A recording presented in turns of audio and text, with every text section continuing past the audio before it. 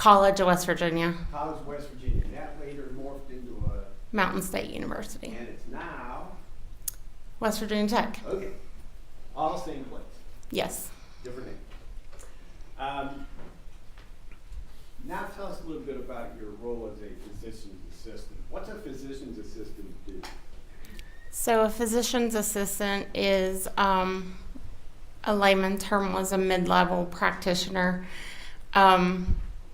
Now we're called advanced practitioners, and we do everything a physician does except for, we prescribe medicines, we see patients, we assist in surgery, do small procedures, basically anything that the physician does. We're trained on the physician module.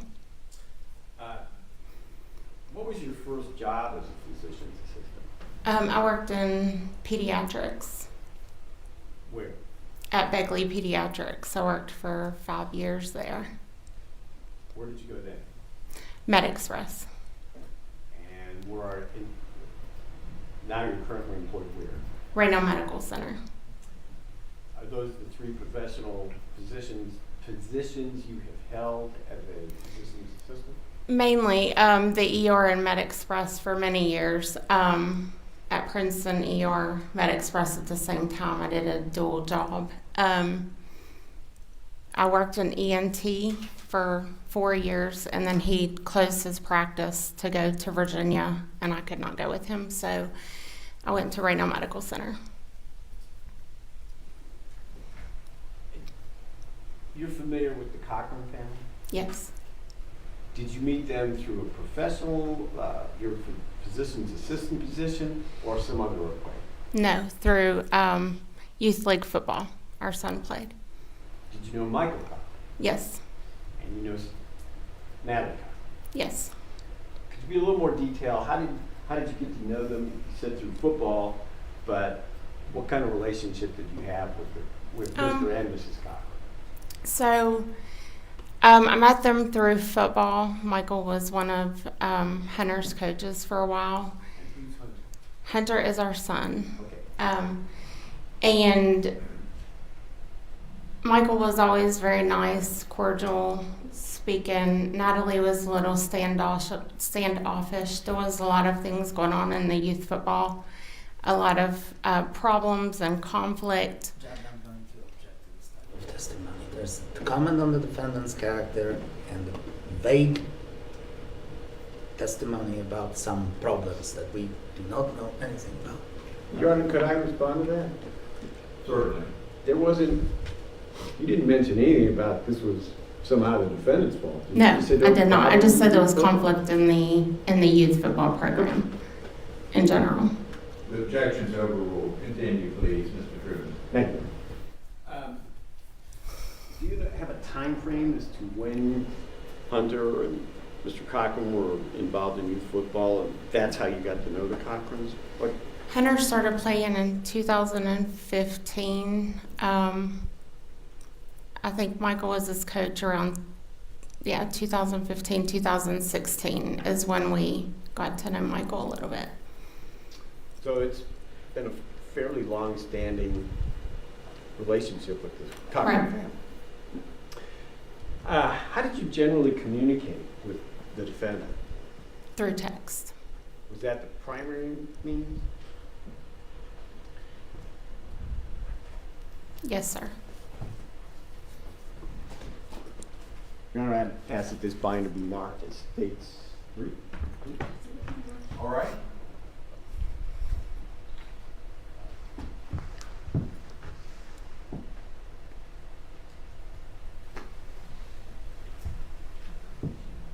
Defense counsel can show me a copy of the exhibit. Very well. And I'd like to hand this to the witness for review. Certainly. Stephanie, I hand you what's been marked for identification as States 3. Ask you to just briefly thumb through it for the purpose of saying what it is.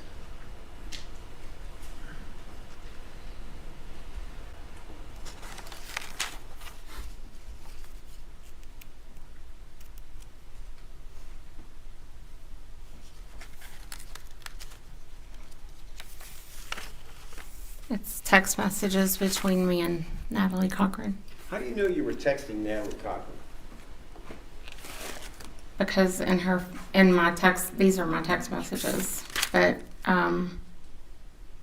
it's Natalie, it's the contact, she's speaking about Michael, we're speaking about money.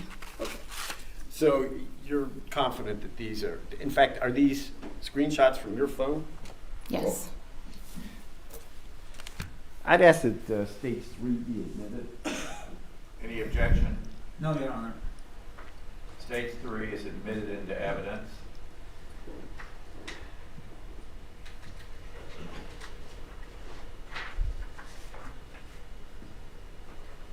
Ask you to take a look at one of the items that came from Stage 3. I call your attention to information that came to you from the defendant concerning her health. Is that the way you remember it? Mm-hmm. So the defendant advised you that she'd been diagnosed with cancer, and that was in January of 2019, correct? Yes.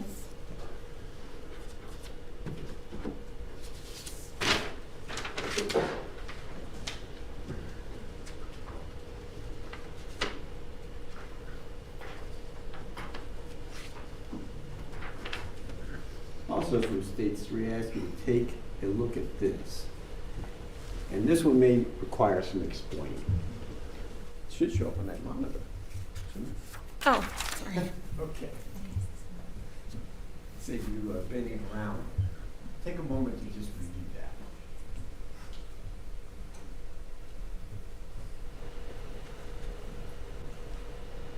Your Honor, could we have a date?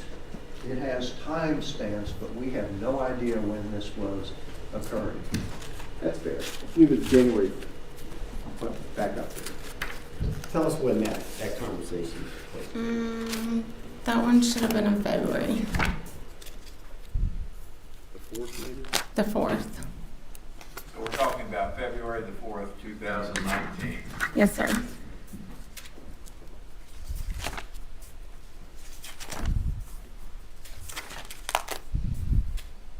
It gets a little bit confusing because at the top of this document, it's got a January 1, but that's when the screenshot was taken as opposed to the actual conversation, correct? Mm-hmm. Okay. Now, when the defendant is telling you I can administer that, what's she talking about? She had texted me and told me that she had had pneumonia, and she was still coughing really bad, and she wanted to know if she could get some steroids. She asked me if I told her that was fine. I usually do pills. She asked for a shot. So I was going to give her that, send it in for her to the pharmacy, and I asked her if she wanted me to come by and give it to her. She said no, that she could administer it. And what did you prescribe for her pneumonia? Solumedrol, Generally speaking, what is that? that is a steroid.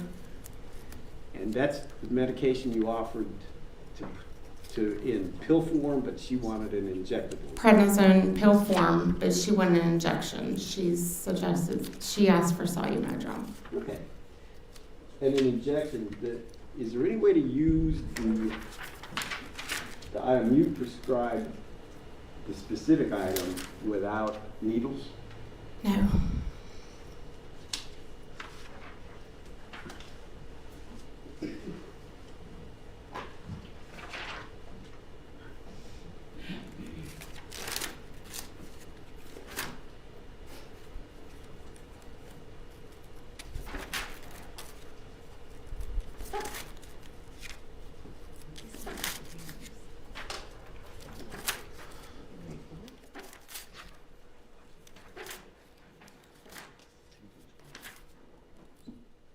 Pay attention to the next item.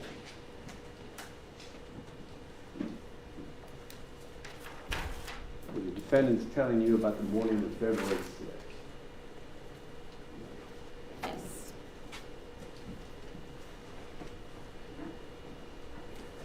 from a physician's assistant's perspective, is there any significance to 103 weeks? Oh, you're pretty sick, probably. Okay. It seems like such a stupid question, but I gotta ask it anyhow. How would anybody determine their precise temperature to 103 degrees? By taking it with a thermometer.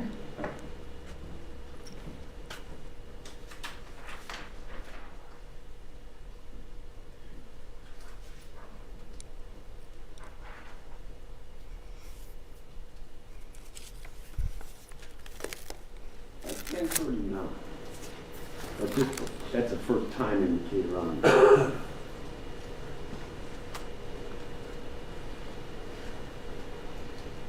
Telling you that Mr. Cochran is sick too, correct?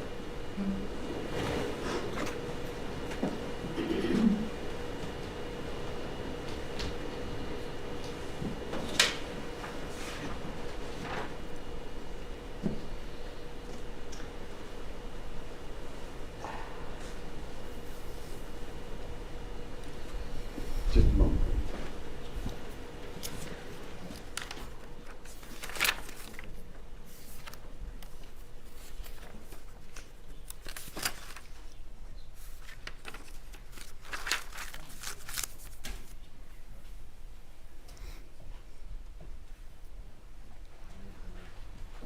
Do you recall getting a request from JD, your husband, to come to the Cochran home? Yes, I do. About what time was that? About, he had came, and told me that Natalie had texted him and said she needed help. And, he was going to her house. So he left, and 30 minutes later, I want to say 12:30-ish, he called me and told me that Mike was sick and that he needed me to stop by the house. And I said, for what? And he said, because I cannot get her to take him to the hospital. And I'm hoping that if you come here that you can convince her to take him to the hospital. Did you go to the Cochran house? I did. I was headed to a meeting at the Board of Education, so I said I would stop on my way. And I think I got there at like 1:11 is what my timestamp said. When you got there, what did you see? Michael was laying on the couch. John, one thing on the phone that John had asked me to do was to bring a thermometer, that Natalie didn't have one. So when I got there, he was laying on the couch sleeping. Michael was laying on the couch sleeping. She had the blood pressure cuff on his arm. There was numbers on it as if it had just been taken. She had the pulse ox on his finger, which monitors like oxygen rate and pulse rate. And that all looked normal. Nothing alarmed me when I saw the numbers. The only thing I had with me was the thermometer that they had asked me to bring, which was a ear scan. I walked over to him and Walked over to Michael? to Michael. He was laying on the couch. And went to take his temperature and told him, Michael, this is Stephanie, because I knew how Michael was. If he had just woke up and saw me standing there, he may punch me. So I said, Michael, it's Stephanie. Don't hit me. I'm going to take your temperature. And he turned his head towards me. I took his temperature. It was fine. And then he was laying on the couch. They had a recliner that kind of sat behind the couch. And I sat down in the recliner. So his head was behind. I was behind his head. He was in there. And talked to Natalie and John for a few minutes to see what had happened and what was going on. What were you told had happened? I was told that, I knew. Unless it's Statement of the defendant, I object to hear. Fair enough. Did the defendant tell you what happened? Did Natalie Cochran tell you what happened? Yes. What did she say? She told me that they had been sick that morning, which she had said through text. She said he was throwing up and he had a seizure or something in the kitchen and fell on the floor. Did anyone tell you that, well, did the defendant tell you he hit his head at all? No. I asked her 3 times if he hit his head, and she said no. Okay. When you were able to physically see Michael Cochran, could you see any evidence that he had hit his head? No. Did you look for that? I was sitting behind him. He was laying on the couch, and as we were talking and her explaining how it went, I was, looking at his. I didn't see any, scratches or bumps or any bleeding or anything from his head at all. Did you talk back and forth with Michael Cochran that morning? Not that, just at the house when I said I was going to take his temperature. That's all I said to him. Did he say anything in response to No, that? he turned his head to me. Did you ever hear Michael Cochran say anything during the time you were there? No. Was he awake or asleep at the time? Sleep. Total time, if you were estimating that you were in the house, would be what? 28 minutes. 28 minutes. Of the 28 minutes, during that period of time, Michael Cochran was on the couch. Mhm. The defendant was present. Yes. Was John there too? Yes. Jake, your husband? Mhm. Was anybody else there? No. Did you get a picture of Michael on the floor in the kitchen at any time, or did that just go to other people? I did not get the picture by text. Did you ever see that picture? Yes. When did you see it? Natalie showed it to me at the house. While you were there? Mm-hmm.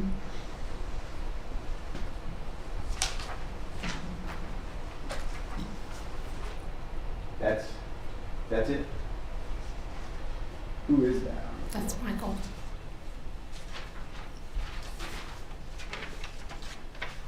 After you left the house, what was the next contact you had with the defendant? I had went to a meeting, and when I come out of the meeting, I texted her to check on things because when I left there, she said she was going to let him sleep it off. Did you ever advise her not to have him checked by you? Never. What did you specifically advise her? That he needed to be checked. She told me that he had a history of seizures, and he had stopped taking his medication. And I said, he has to be checked. I said, even people with the history of seizures, anytime they have one, they need to be checked. We never know which one's damaging. And she said she was going to let him check it off. I kept offering, I would go with her. We would go, we could bypass Raleigh General if that's not what they were wanting to do. We could go to Charleston. She said he wasn't happy at Charleston either. I mentioned Princeton. Nothing was good enough. I said, well, let's call Chris and see if he'll get, the airplane. I'm sure he'll fly him somewhere. Chris, we're talking about Chris Davis. Did she accept any of those suggestions? No, she said she was going to let him sleep it off. So if you were quoted as the one that said, I'm going to let him sleep, I think you should let him sleep it off, you didn't say that. Never. That came from her, not Yes. you.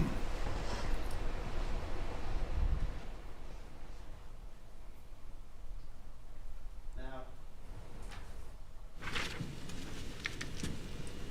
after you left, and other than text messages just to check on people, were you ever made aware that the defendant's sister was at her house? Yes, she told me in text message her sister was there and they had changed his clothes. Did you find out why it was necessary to change Michael's clothes? She said they cleaned the urine off, so I assumed he had lost muscle control and wet himself. What was the significance to that to you as a physician's assistant? That he had lost muscle control, so he needed to be in the hospital.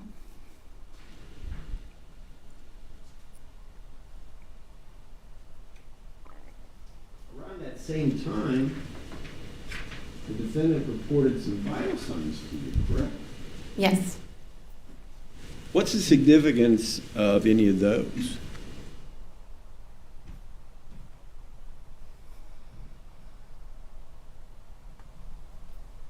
I'm sorry, what?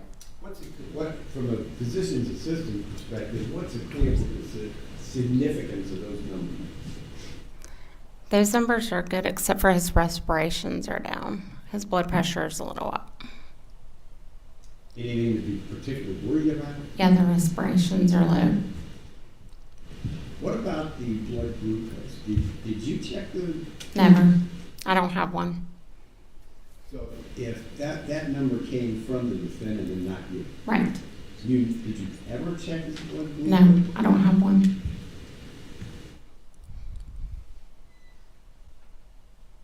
And blood glucose is another word for what? Blood sugar.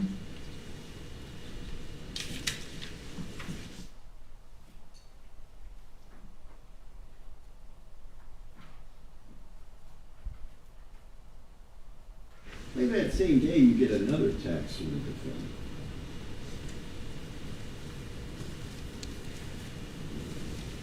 From your perspective, what does he mean by that first line, just like the last?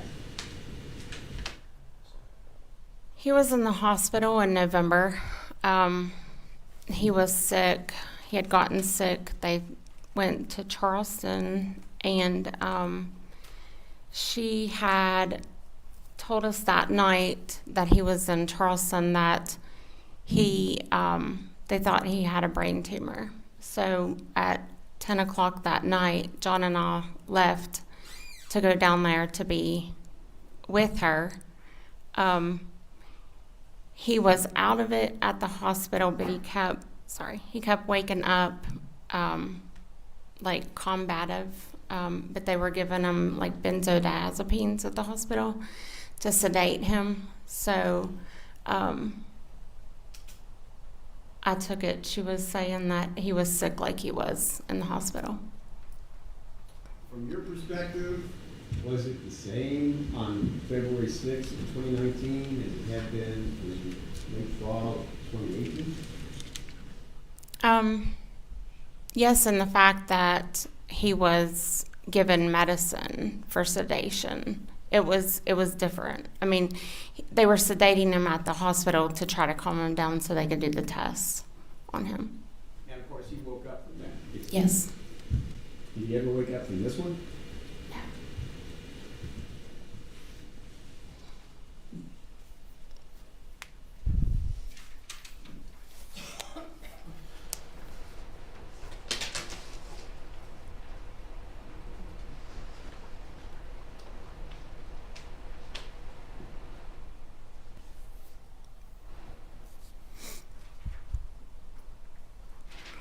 You also heard from her later that day. I call your attention to the sorry came about 45 minutes ago. Take a look at that.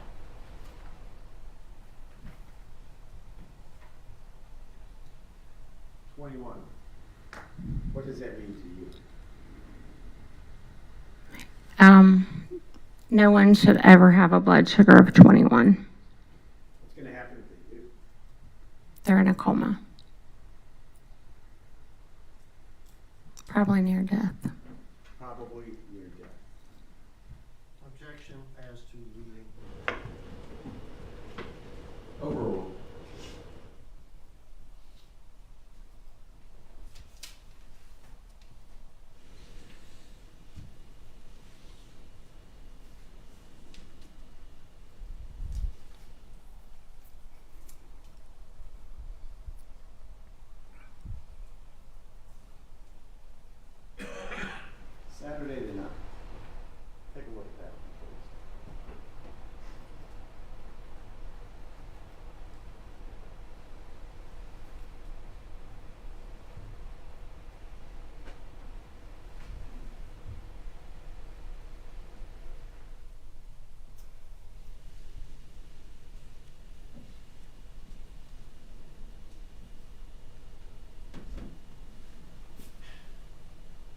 What was your reaction to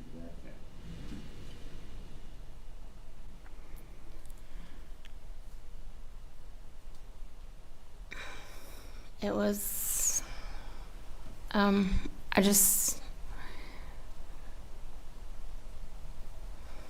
that we are to that point. It was just hard to swallow. I'm going to object it right now. First of all, we don't know what's the reaction to what. Second of all, Sustained. Okay. Perhaps you can ask another question. That's all right, Your Honor. If you could speak up a little bit, I'm having trouble hearing. Oh, I'm sorry. I beg your pardon. The jury has sonic ears, probably, and they can hear you, but my old ears aren't working as well. I relate, and I understand.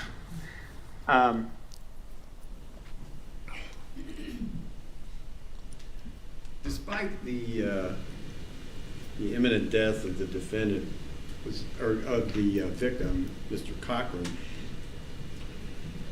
were you still making plans, or was the defendant trying to still make plans with you to do other stuff? Are you asking while he was at the hospital or after? At the hospital. At the hospital, I don't remember that. We only communicated through text at the hospital because we weren't able to go and see him at the hospital. Did your relationship with the defendant go on after Michael died? Yes. Tell us about that a little bit. I mean, just I object on the grounds of relevancy. Oh, go ahead, Ms. Adams. we would meet for lunch. We tried to be supportive for her and the kids. Everybody reacts differently when they lose someone, so we just tried to be there for her and the kids. So you didn't feel any animosity toward her at all? No. This came up yesterday, and I'll ask you about it today. Did you invest some money with the We did. defendant? Did you get it back? No.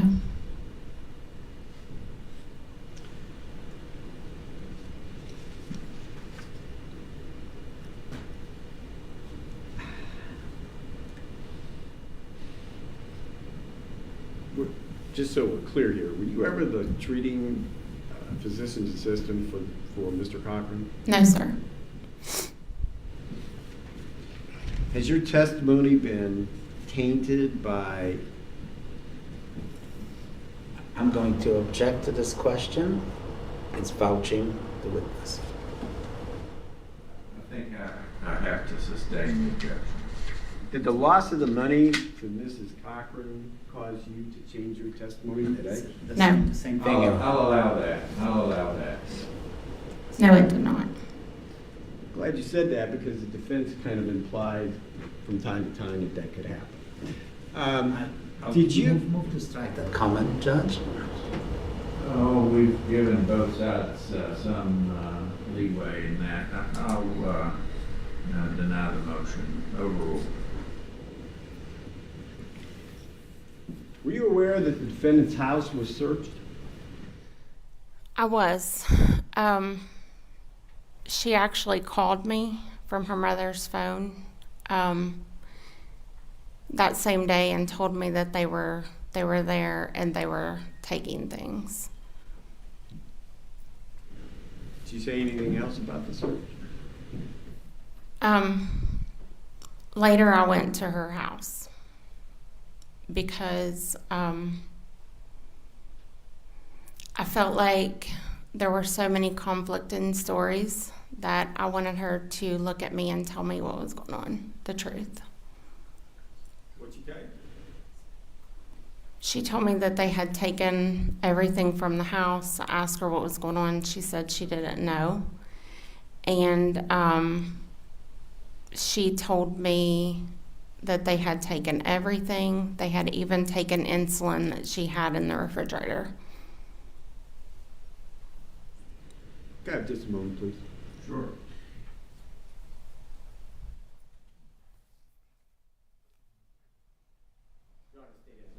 questions of Ms. Hamilton. Thank you. Cross-examination, Mr. Griffin.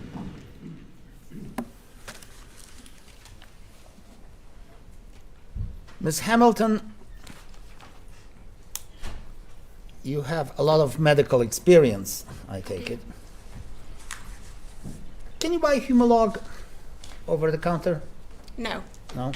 you can buy Humulin over the counter, but So- not Humalog. Okay. Can you buy any kind of medication, insulin, over the counter? There is one insulin that you can buy over the counter, usually at Walmart. Okay. So if we turn on the phone and see all kinds of products like that online, would I require a prescription for Most of them. most of Yes. them? Okay, just couldn't get them online without a prescription. Right. Right. Okay. Well, how much did you invest in Natalie and Mr. Cochran's business? I think the total was somewhere between $15,000 and $17,000. So you have $15,000 or $17,000 worth of disliking my client. Yes, but I talked to her until the very end. All right. All right. You're not particularly happy about losing money to her business, are you? No, I'm not happy about it, but life goes on. Life goes on. And somehow, between the time when you had this great friendship with my client and now, you don't like her anymore, do you? Yes or no, ma'am? I don't dislike her. Or you don't dislike I her? always try to find the good Let in me- let me- No, everyone. ma'am, please, yes or no? You don't like her anymore, do you? I don't like the actions that she did. All right. All right. Now, let's start with Michael. Is it true, ma'am, that Michael, well, you've known them for years, right? That Michael went to the hospital on at least 3 prior occasions between December of 2017 and November 2018. I only know of one time. That was November 2018. Okay. All right.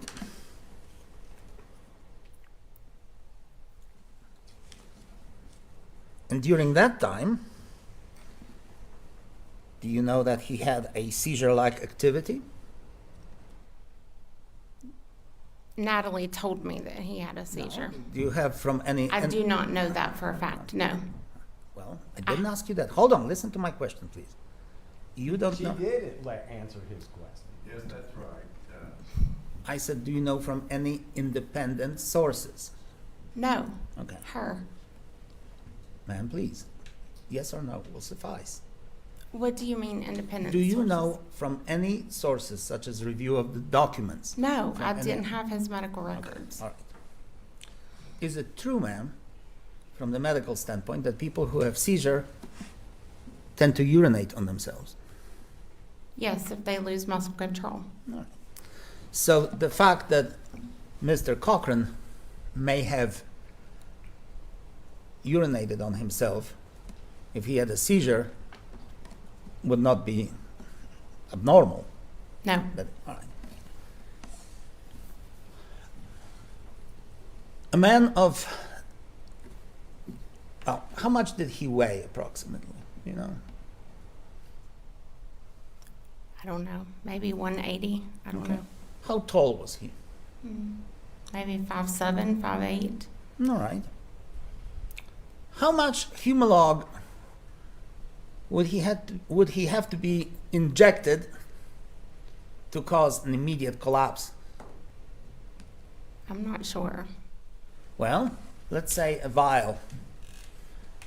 How much of that vial, a standard vial of Humalog, as you probably know as a physician assistant, what that is, right?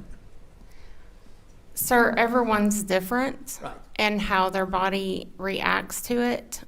I may take 2 units and bottom out But you may take one and bottom out. Entire units, right? No, 2 units is what we measure the little bit. insulin by. A little bit. Not millimeters, it's units. Okay.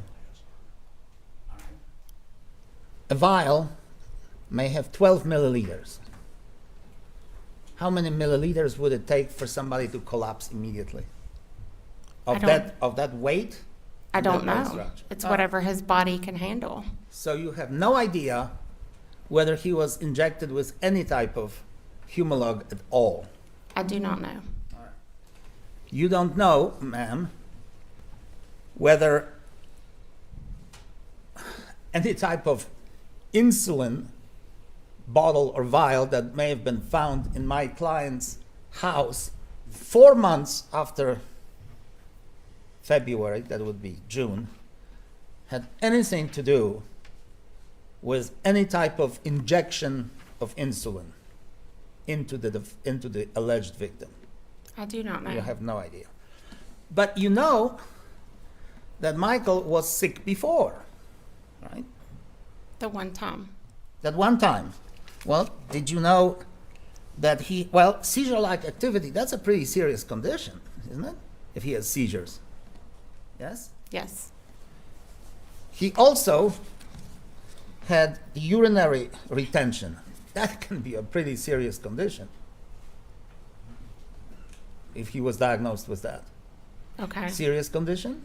Could be. Not really. No, It's more not of an inconvenience than anything. Inconvenience? If you cannot urinate and get toxic, You can. that can be very serious, man. Right. Right. Toxic effects of any type of medication, reaction to medication. Could that be serious? Yes.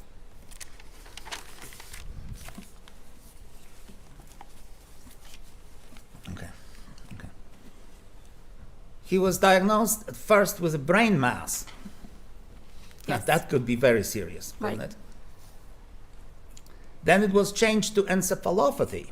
Do I pronounce it correctly? Yes. What is that, ma'am? That's infection or swelling of the brain. So brain swelling, and that is a pretty serious diagnosis, Yes. isn't it? When he went to the hospital in November, he was also confused, right? Right. He was belligerent and fighting, right? Yes. Well, I didn't see that part. Okay. I saw him sedated and he was. Okay. But you knew from him and from anybody else for that matter that he hated being in hospitals. He never told me that. He never told you that. Okay. Right.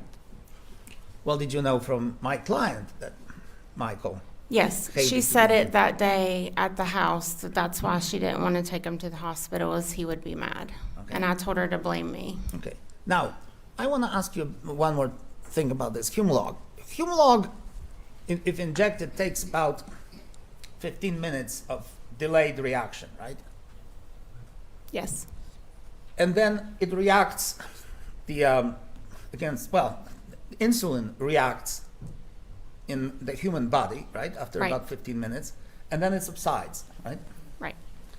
So if I'm jabbed with the needle and somebody injects a couple of milliliters of this Humalog in me, I'm not gonna just not react, right? And the medication itself will not react in my body yet, right? Right. Right. So I will have about 15 minutes to call for help. Right. That's I- if you knew you were injected. Right. Well, if right, ma'am, would you agree with me that if somebody comes and injects you in a certain part of your body, or maybe somewhere else on your body, that you will know that you got injected, right? Right. Once you know you're injected, you have about 15 minutes or so to ask the person who injected you, what the heck did you do that for, right? True. Or what the heck is happening here, right? And maybe beat the daylight out of the person who injected you, right? Right. And then to call 911 doesn't take that long and say, hey, I've been injected with something by my dear wife. I need help.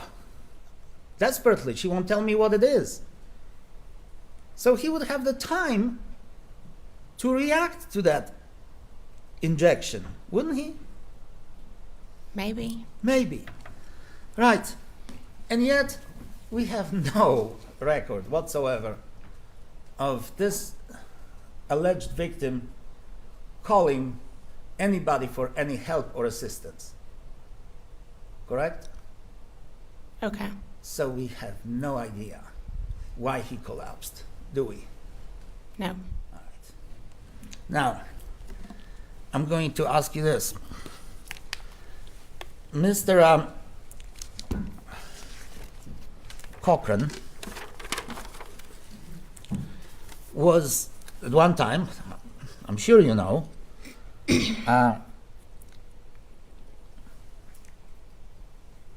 diagnosed with acute encephalopathy, Okay. the acute brain swelling. And he was prescribed a medication, and I'll try my best to pronounce it correctly. Lamotrigine. Did I say it right? What is it? Lamotrigine? Okay. Lamotrigine? Okay. It's a serious medication, isn't it? Very serious medication. And if you don't take it for your brain swelling, you may be dead pretty soon. Right. Do you know that Mr. Cochran refused to take that medication? He did not tell me anything about that. Huh? So do you know from anybody that he refused to take that medication? From the defendant, yes.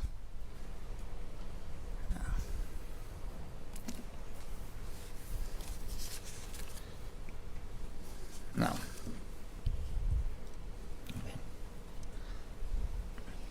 Did you also know that he was prescribed a medication called Keppra? What is Keppra? Keppra is a seizure medication. Anticonvulsive medication. Yes. Treats epilepsy, treats seizures, can also treat hemorrhaging, right? Subdural hemorrhaging, Sometimes, yes. sometimes. Did you know that he refused to take that medication? I did not. The way you knew Mr. Cochran, he always appeared a model of health to you, Yes. didn't he? He was a man's man, Yes. right? Yes. Pump. Very fit, healthy. Very fit, healthy, pumped iron, right? Yes. Wanted to be Arnold Schwarzenegger, wanted to be, Mr. Universe. True? I don't know about that. I think he liked to be fit because he coached a lot of sports. Did he ever express the desire to participate in any bodybuilding competitions? No, sir. No? Okay.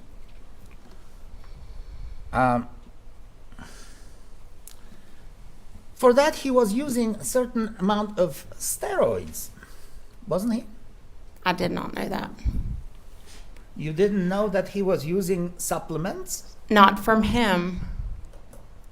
It's just the defendant? The defendant told me the day at the house when he got sick that he had been taking some kind of supplements from Mexico that she had found. Okay. Later, she sent me a link to those supplements. Oh.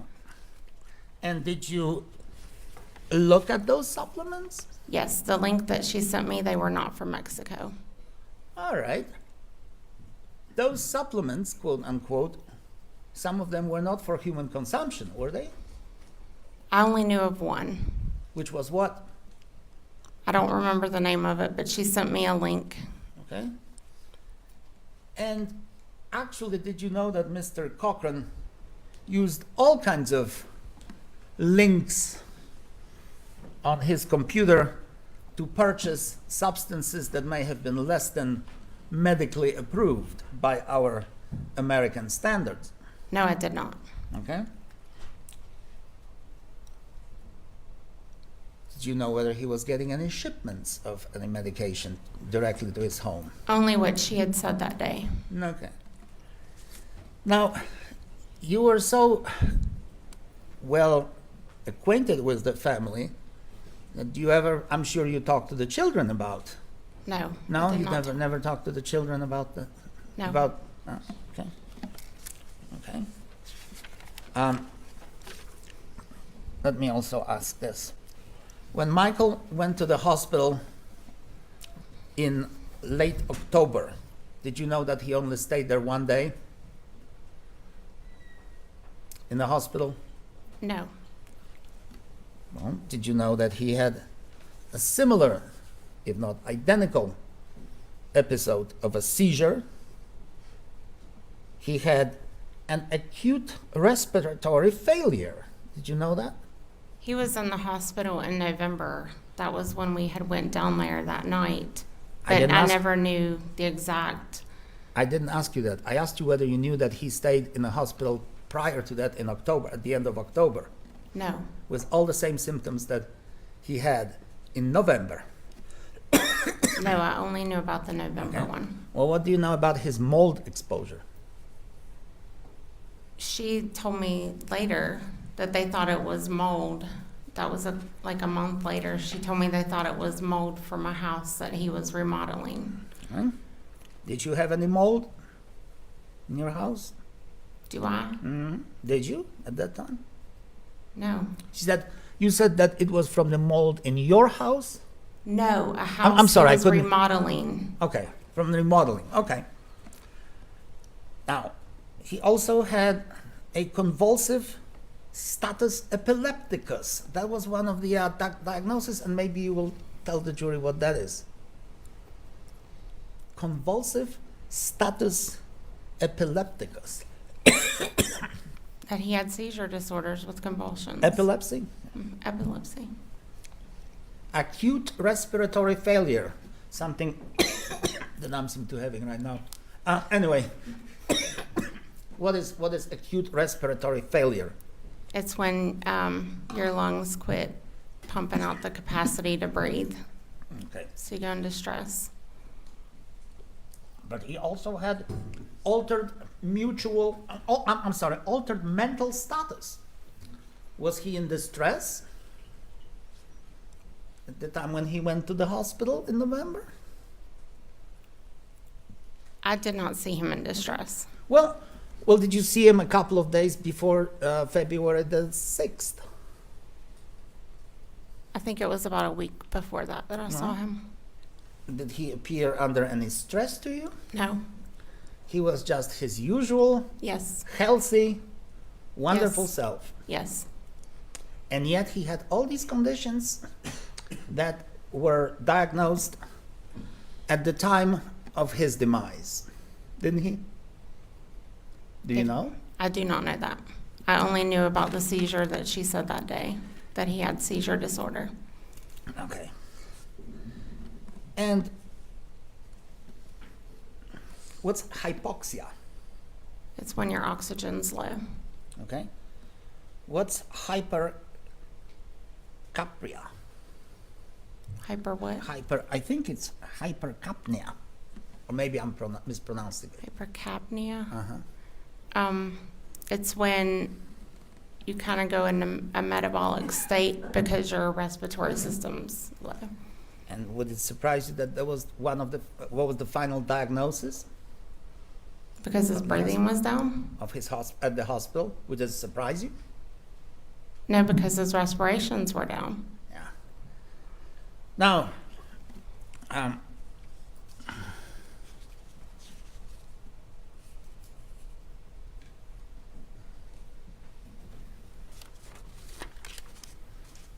want to ask you this.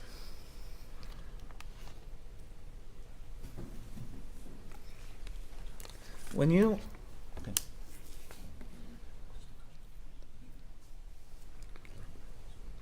Now, the when you tested Michael when you went there? Approximately 1:30 or something like that? About 1 o'clock. 1 o'clock. Yes. His pulse was normal. His saturation was normal. His blood pressure was slightly elevated. It was, 168/103, slightly elevated. Sir, I did not check those. Those were what she had checked. I did not do any vitals except for temperature when I was there. Okay. All right. Now, will the brain swelling cause any sugar reaction in your body? So, usually sugar, when your sugar drops, or you have an influx, too much insulin that the body secretes out, or you given, your brain will swell from that. And of course, that's a mutual reaction. The brain swells and the sugar drops. You got in a coma. So he has an ongoing condition of a brain swelling, and you're surprised that his sugar went down? Yes. I see. All right. Okay. If I may have a second. Certainly.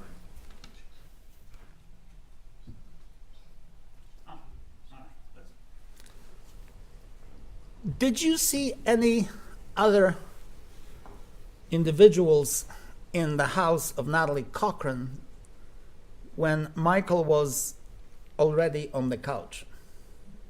No. Just Natalie and my husband were there. Natalie and your husband, a police officer. Yes.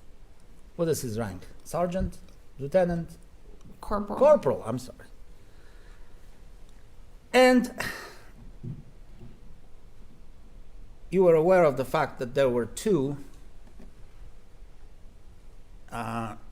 employees of TSG who moved Michael from the floor to the couch, right?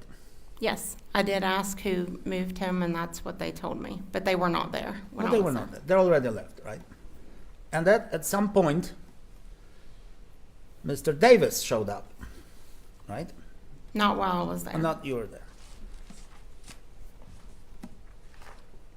From your medical knowledge, if Natalie Cochran left Michael unattended like this, in this condition on the floor, would he have expired?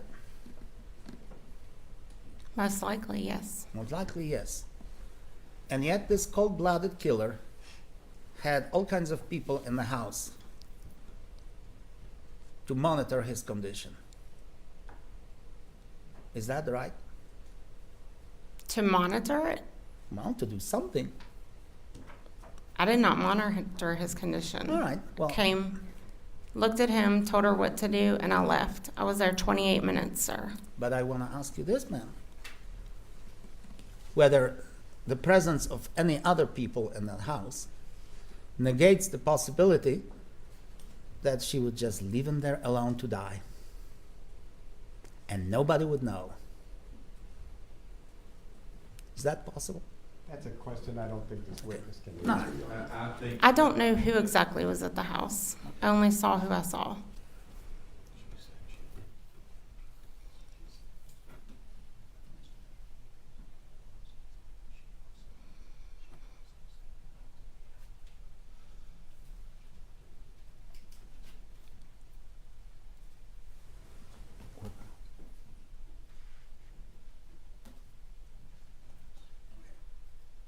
You testified on direct that Michael reacted to your suggestion to take his temperature, right? He turned his head. Turn his head. So he was still reacting. Yes. All right. Now, did you say something to the effect that there were some words like "don't punch me"? Yes. Who said that? I said that because if he's asleep and he wakes up and I'm just standing over top of him and he startles, Okay. Could be his first reaction.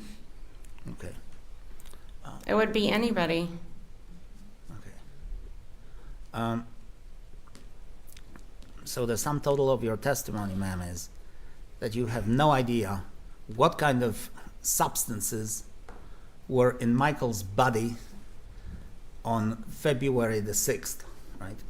I do not know what was in his body on February 6th. Well, did you find any syringe in? No, Or did you see any syringe in? I did not see anything. Okay. I only stayed right there in that chair. Okay. And you don't know what kind of medication Michael was on prior to? I do not. All right. And you don't know what medication he refused to take or didn't take? The only thing she said was that he refused to take his seizure medicine they had given him. Yes. Yes, yes.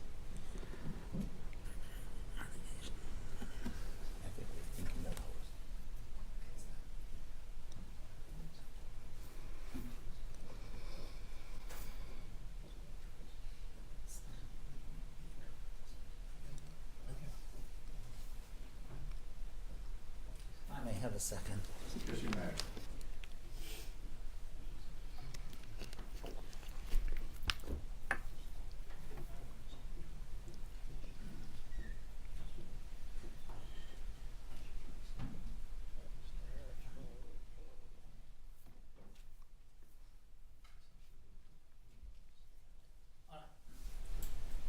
Was there a glucose meter in the Cochran's residence? I did not see one. Okay.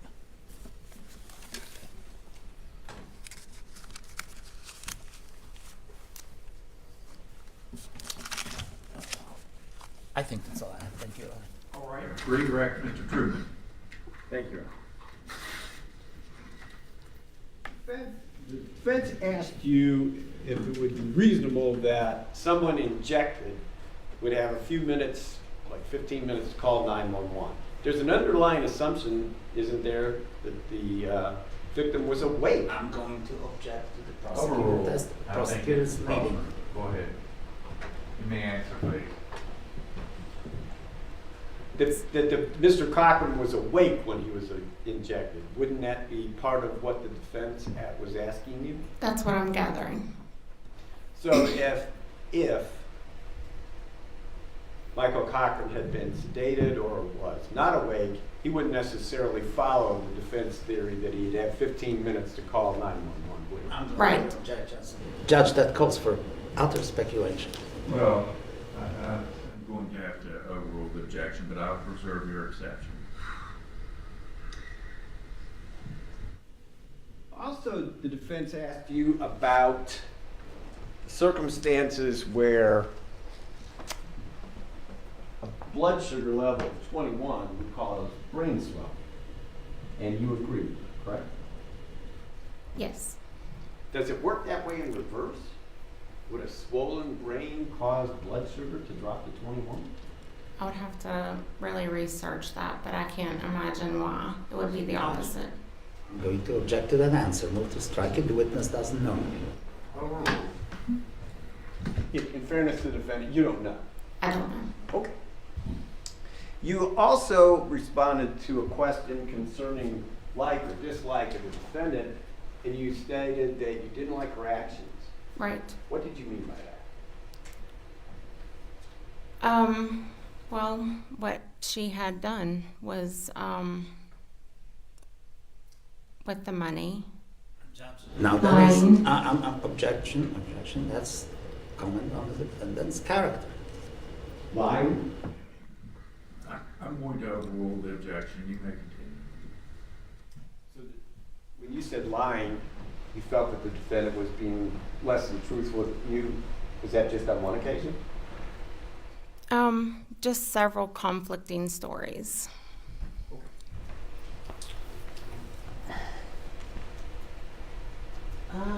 Okay, just a moment, please. Yes. You remember one of You responded that you told the defendant to blame you. And what was that in reference to?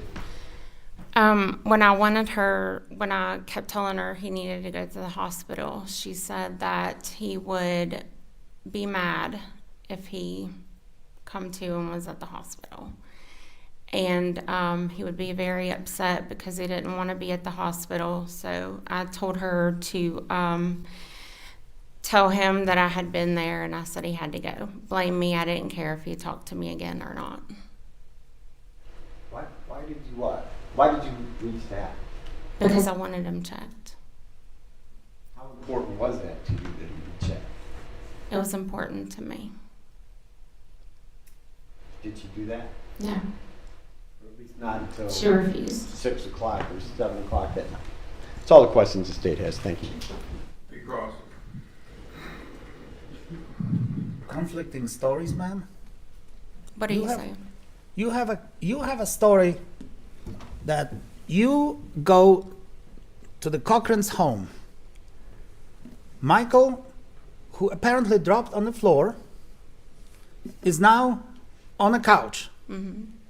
If there is nobody there, how you suspect that she just dragged him on the couch? Who took him to the couch?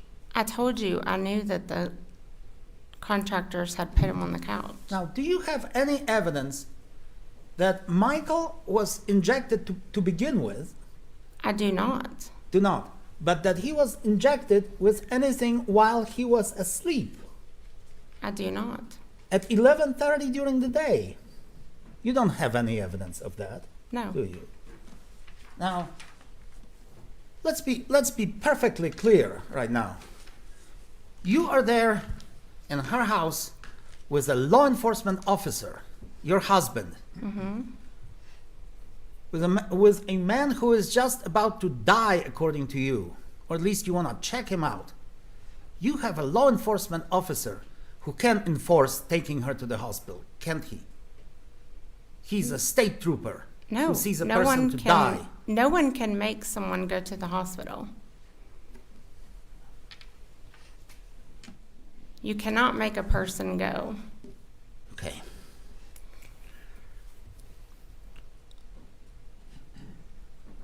He is injected, and he is in this state of coma. And you are so concerned about the health of that person as a paramedic, or I'm sorry, as a physician assistant. Why don't you go step outside and call 911 yourself? Because she refused. I can't make her do that. You did not call 911. Your husband didn't call 911. You were convinced that from the medical standpoint, this man was in serious trouble, right? I said he needed to be checked. He needed to go to the hospital, further testing. I didn't know what was going on with him. Are you a mandatory reporter? A medical reporter? Uh-huh. Mandatory reporter, that you have to report abuse or medical emergency, potential crime involving medical. If it comes in and I suspect that, yes, and I have a chart and I know what's going on with them, yes. Well, you suspected, you knew what was going on with him. And yet, as a who would you have to call as a mandatory reporter? The It hospitals? depends. The police? It depends on what it is. CPS. Well, CPS. Well, you had the police right there, your husband. You could have called the CPS, you could have called an ambulance as a mandatory reporter. Say, this man is dying. Take him to the hospital, have him checked out by a doctor. You didn't do any of that. I told her to take him, sir.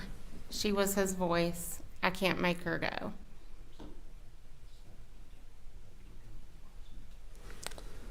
From the mandatory reporter standpoint, if that person is, or even purely medical, if that person is unconscious, isn't that a mandatory, or some kind of mandatory requirement that this person be taken to the hospital?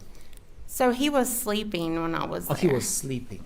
And she said he had had seizures. People go to sleep after they have seizures, and that's what he looked like. He was in the post-ictal phase. Okay. All of this, ma'am, has, as far as you know, nothing to do with any injection of an insulin. I do not know that. All right. Anything further, Mr. Truman? Not from the state, Your Honor, thank you. May this witness be excused. So far as the state's concerned, yes, sir. Subject to recall, Your Honor. All right, Ms. Hamilton, you are subject to recall. That means that you cannot stay in the courtroom, nor can you watch anything about this case on TV or online. Okay.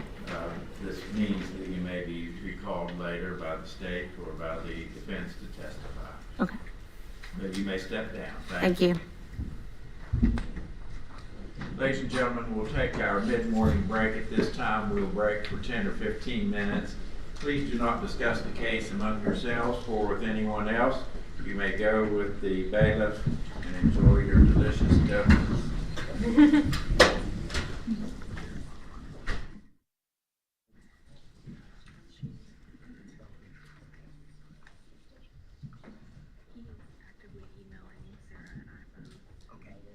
It'll be about.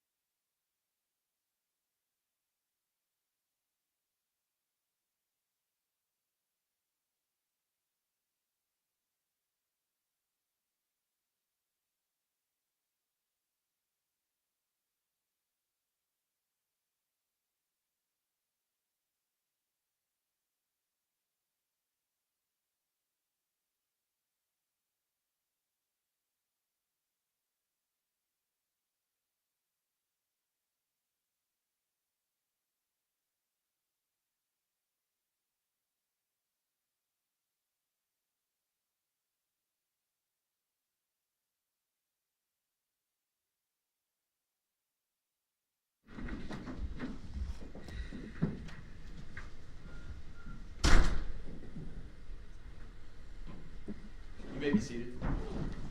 All right, we have jury rigged things so that we are ready to go, is that correct? Correct, Your Honor. All right, what I propose is to work through our traditional lunch break. We'll take a break for lunch, but I'll tell the jurors that we're going to take this witness because the witness is available and we need to make hay while the sun shines. That sound like a plan? That is a plan, Your Honor. We suggest that the court make the gallery aware they need to turn their cell phones off. There's been some potential problems with communications outside the courtroom. All right, we don't want any more delays. You folks in the gallery, check your phones now. Make sure that they are turned off.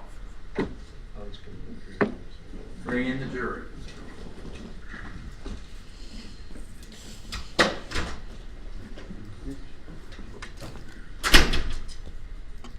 Court, can you hear? Yes, sir. All right, sir, thank you. So we'll see. One last frustration. So we'll see.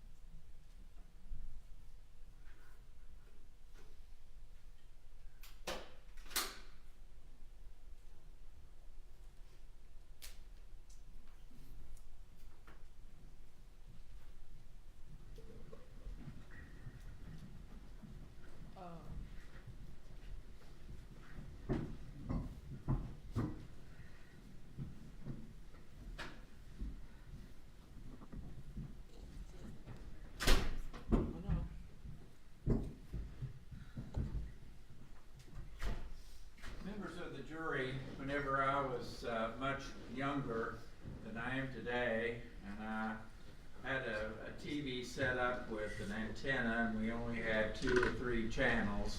When the TV would go out and you'd try to get a picture, there'd be a placard on that would say, "Sorry, we are having technical difficulties." Some of you may remember that. And my heart as a child would always sink whenever I saw that sign. This is what's happened to us. I even thought about getting a sign and holding it up for you folks. I am a curse when it comes to technology, and things just don't seem to work right around me. I'm so old-fashioned that I still write my checks out by hand and put them in an envelope and get a stamp and send in the bill. But we've straightened it out. Now, you can see that we're close to the lunch hour. The witness is here with just a kind of a short window of time, and we want to accommodate him. So we're going to work through the traditional lunch break, but never fear. We will take a break for lunch. It's just that it will be a little bit later than usual. If your stomach begins to growl, we'll overlook that. We won't pay any attention to that. And I apologize that we're not taking our lunch break on time.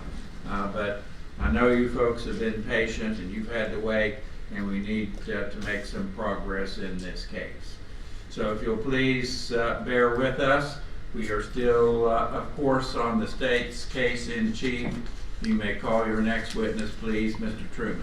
Your Honor, the gentleman that appears on the screen is Mr. Court NEXSEN.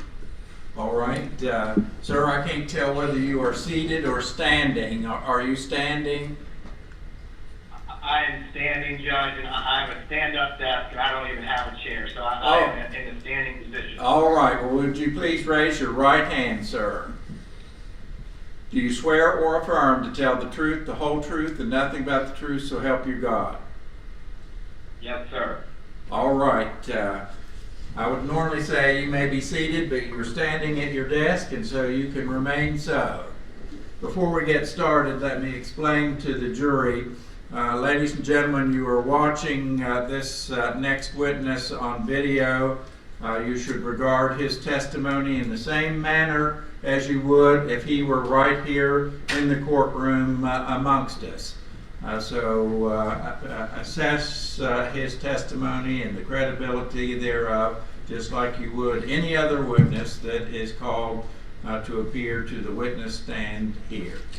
With that, Mr. Truman, you may proceed. Thank you, Your Honor. Mr. Nexon, would you please spell both your first and last name for the court reporter? Yes, sir. So legal first name is Michael, Michael. Last name is NEXSEN, Nexsen.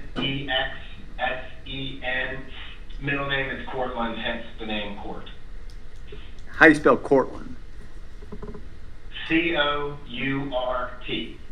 Oh, I'm sorry. I thought it was Cortland. I beg your pardon. Mr. Nexon, could you tell us your background, please, and specifically your employment and education?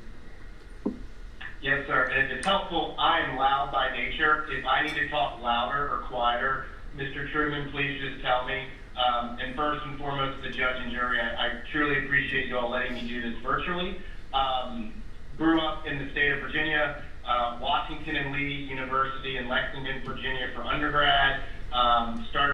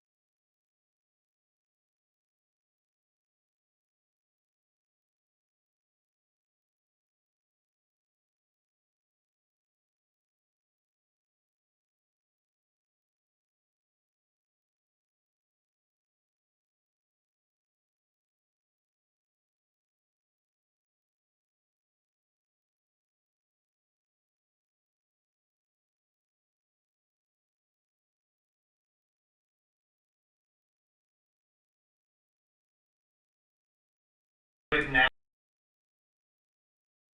There was a gentleman on the phone there in the car who said it was Michael Cochran. The rest was pretty much exclusively with Mrs. Cochran.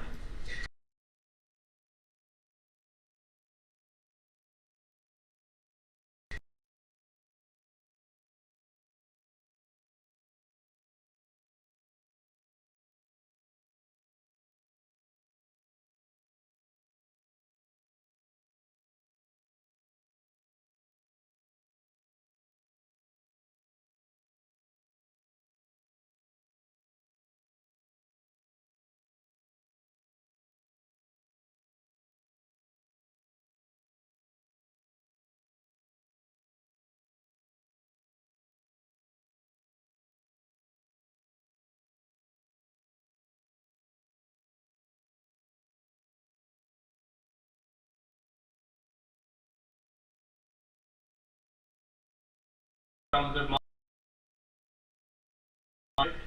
and I get the sense because of the level or the amount of money they are discussing, and even though it was involved with businesses, it all tied back to an individual. and that's what U.S. Trust or a private bank deals with. And so, not exactly sure how, but it makes sense that if the Cochrans are talking to the business banking world of Bank of America, that entity would have flagged and said, you need to speak with U.S. Trust. And given the West Virginia location, I believe the Charlottesville, Virginia office would have been the closest in proximity, and that's how things kind of got routed to me. All right, sir. You indicated phone calls, but your primary means of communication was through email. Is that correct? I would say it started with a phone call, and while there were some calls initially, it was then very email driven, and I don't want to jump ahead. As things kind of played out, the bulk of it was driven through email. Your Honor, the defense has reviewed the document with the statement marked as State 4. Yes, number 4. All right. Can I see it again? I'm sorry. Yes. I beg your pardon. Could I please have exhibit 3? It's it, Bonnie. It's over here. I'm sorry. Let's see. Yeah. Also, what are you?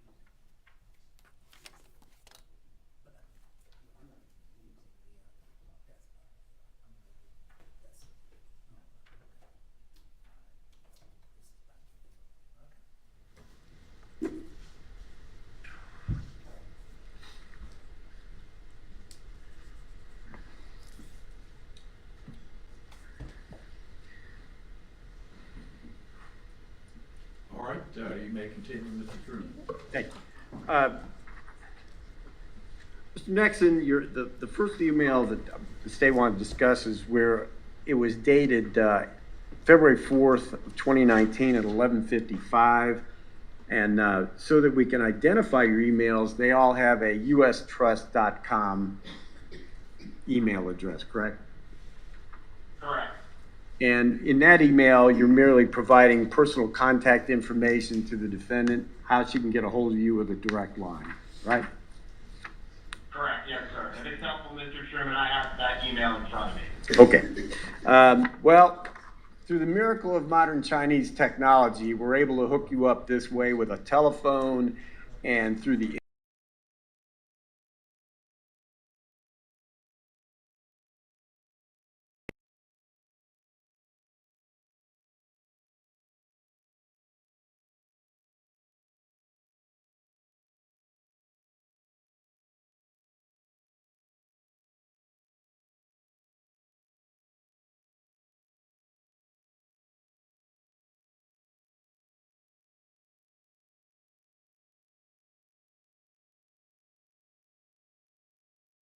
The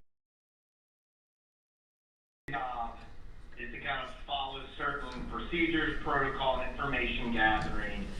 And so in order to do anything with our team, we have to document certain pieces of information. And so we kind of asked Mrs. Cochran for certain pieces of information that would help us slowly start to effectively build a relationship and establish the accounts. And so that's what we had asked her for after that initial phone call in order to start slowly moving forward. You know, Your Honor, may we approach on all of this? Sure.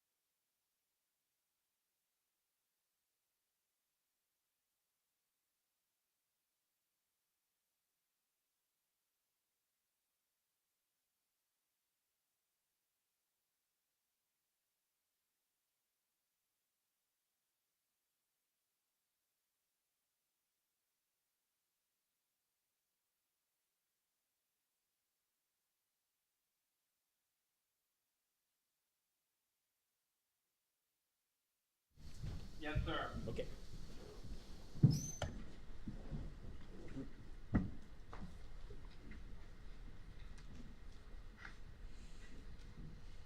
All right, continue, please, Mr. Truman. Thank you, Your Honor.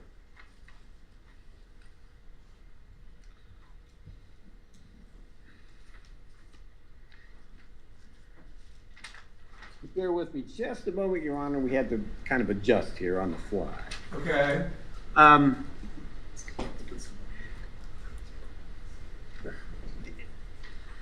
How was this account initially set up?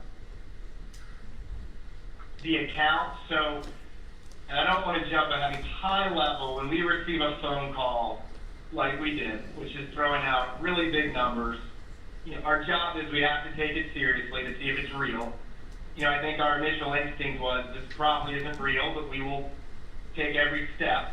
And so first you have to make sure that the human beings are real, that the business entities are real. And so you're going through methodical steps to document various characteristics of the individuals in the business. And so that's kind of, before anything happens, we're basically, you can call it papering or documenting the individual and the family to get everything set up. And as you can imagine, you're dealing with one of the largest banks in the entire country, if not world. Everything is going to be documented and in a good way scrutinized. And so that's kind of these initial steps, which is we are just data gathering to see if this is real or not. Were there any funds in this account at this point? So from our side, there was nothing. So essentially it was, we own these government contracting businesses, we're gonna have significant funds coming and going from these accounts, which if it was real, U.S. Trust and the private bank would absolutely be the best place to go to do all this. And so at the time, there's nothing in these accounts. We are essentially getting everything set up or getting the piping in place to allow money to come into the accounts and then be a real source of financial help. But no, nothing, to my knowledge, at least from a U.S. Trust side, there's nothing ever in the account. By February 5th of 19, approximately 5:36, and if you could take a quick glance at that email.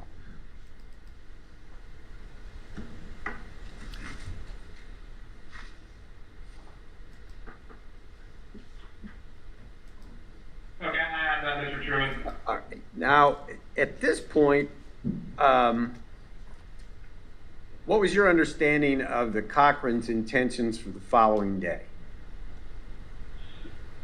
So, high level, if this was real, you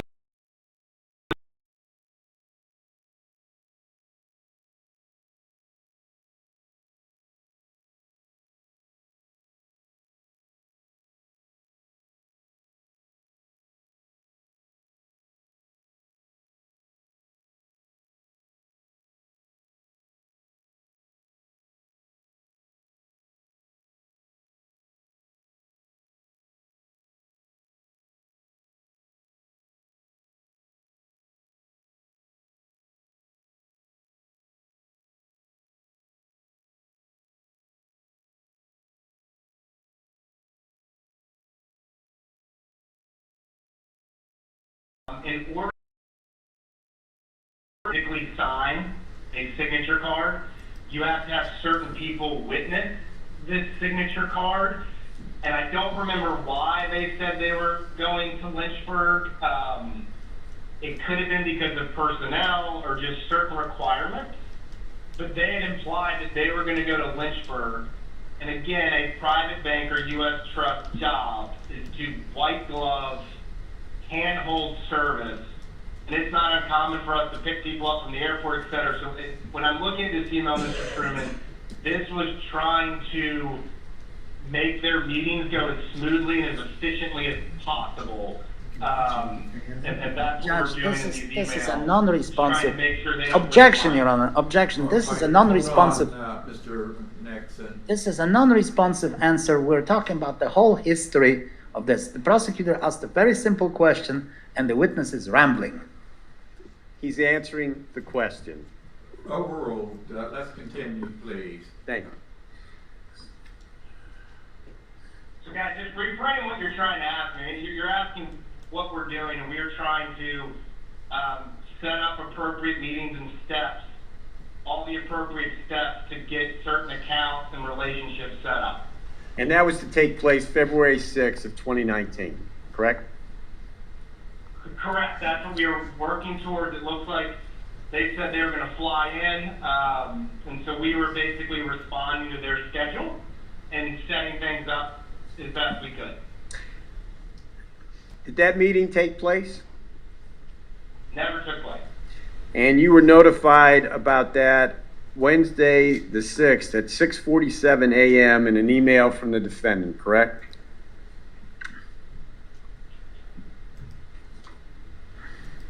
Correct. If I have it, I'm just in my packet. Yes, I have cancer and was up all night, and so again, we responded accordingly. Said we were sorry, and we're kind of taking cues from this prospective client on their schedule. But correct, no one ever went to Lynchburg. No meetings took place. But there was a reference at 3:37 p.m. on February 6th. You got another email from the defendant. What was the substance of that one? So this is our court. We'll shoot for Friday.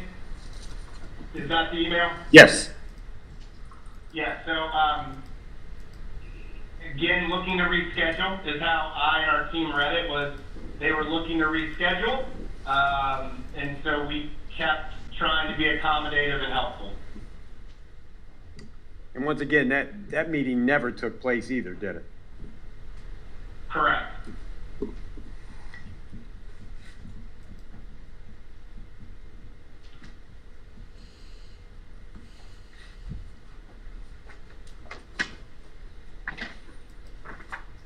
And I realize you're operating under somewhat of a handicap, but there's an email from the defendant of March 14th of 2019. Could you take a look at that one?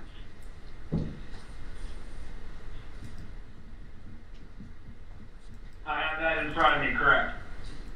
And what did the defendant indicate to you was going to happen then?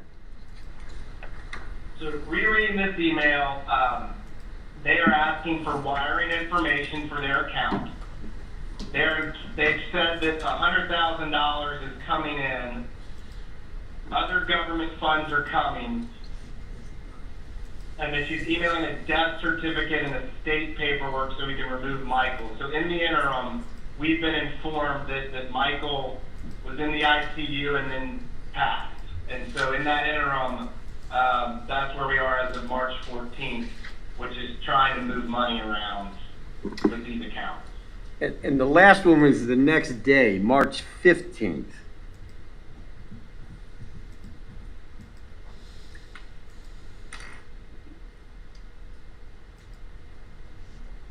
The defendant indicates to you that she can't log into her account. Is that a reference to a U.S. bank account, or am I missing something here?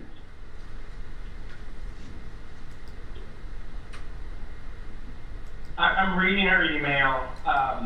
She very easily could have had a Bank of America account. I'm going to object to Hold this. on, Mr. NEXSEN. I'm going to object to the answer that has already been preceded with she could have easily done something. Either she did something or she didn't. So All this right. is assuming I facts think- in the evidence. I think that's appropriate. Pose the question again, please, Mr. Truman, and I'll instruct the witness to please answer. Court, this phrase in that email, I can't even log into my account, it was all set up by him, did you take that as a reference to a U.S. bank or a Bank of America account, or is she talking about something else? I don't know if she even had an account. That's all the questions the state has. Thank you. All right, cross-examination.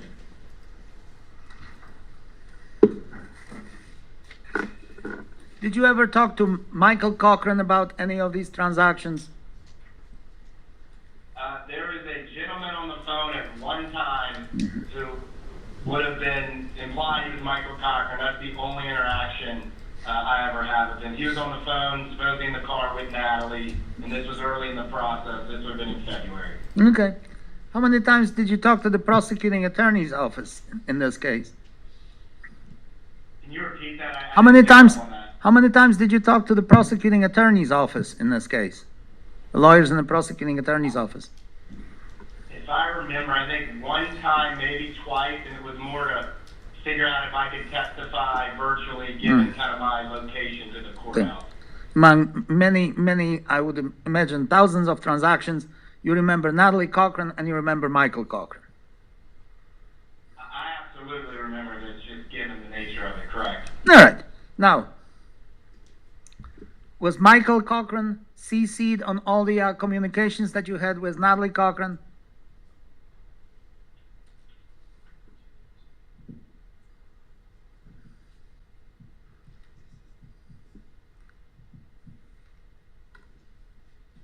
I'm going back to the beginning of the email pack, and I can see Michael had a CSG LLC email address.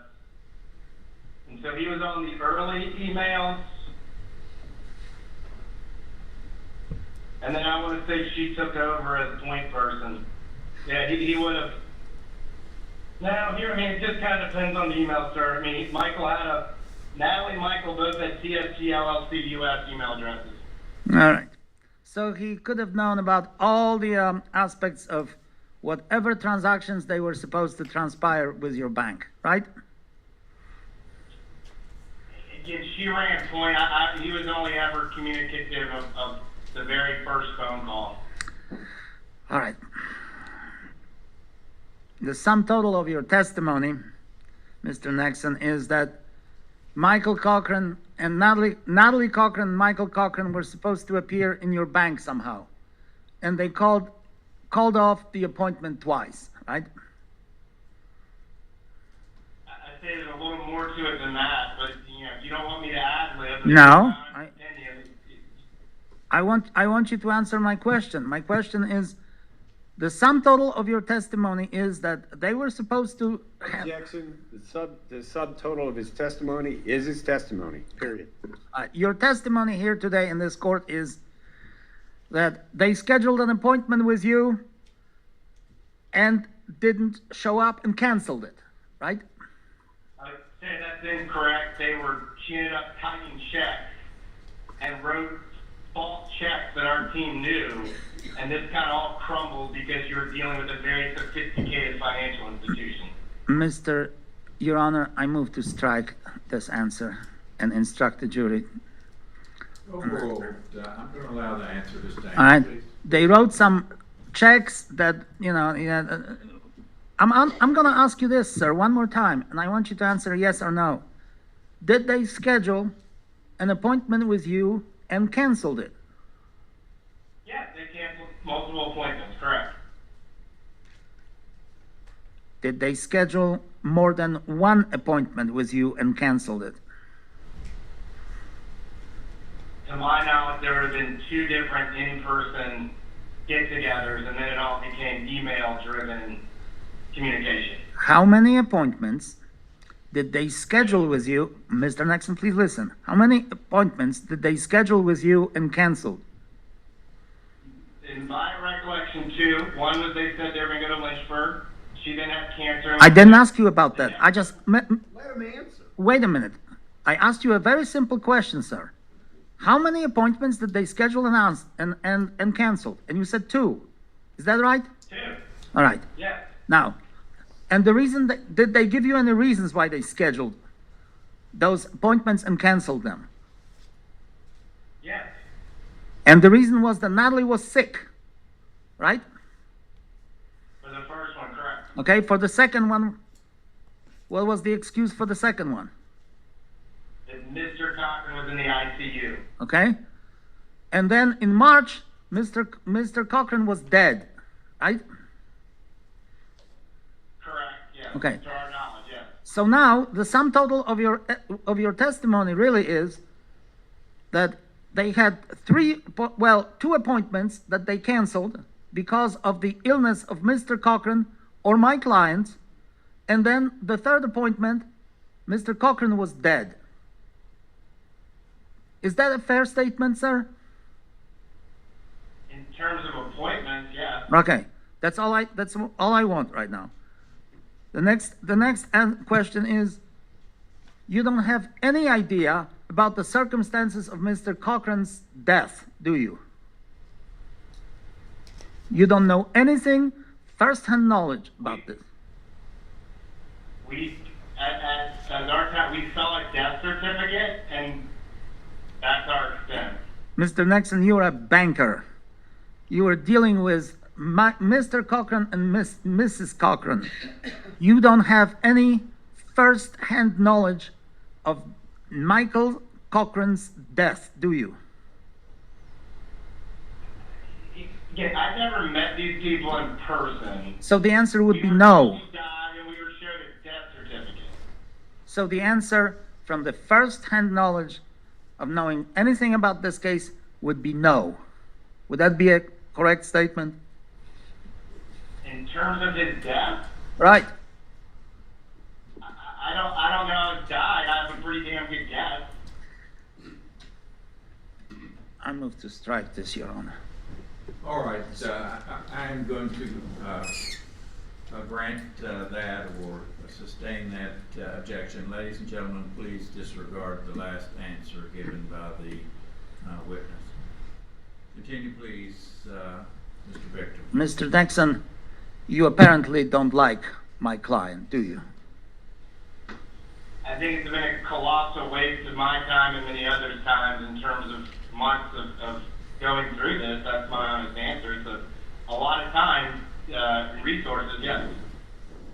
And that's why you're so belligerent right now, aren't you? I'm not belligerent, but you're being belligerent with me, and I'll answer the question.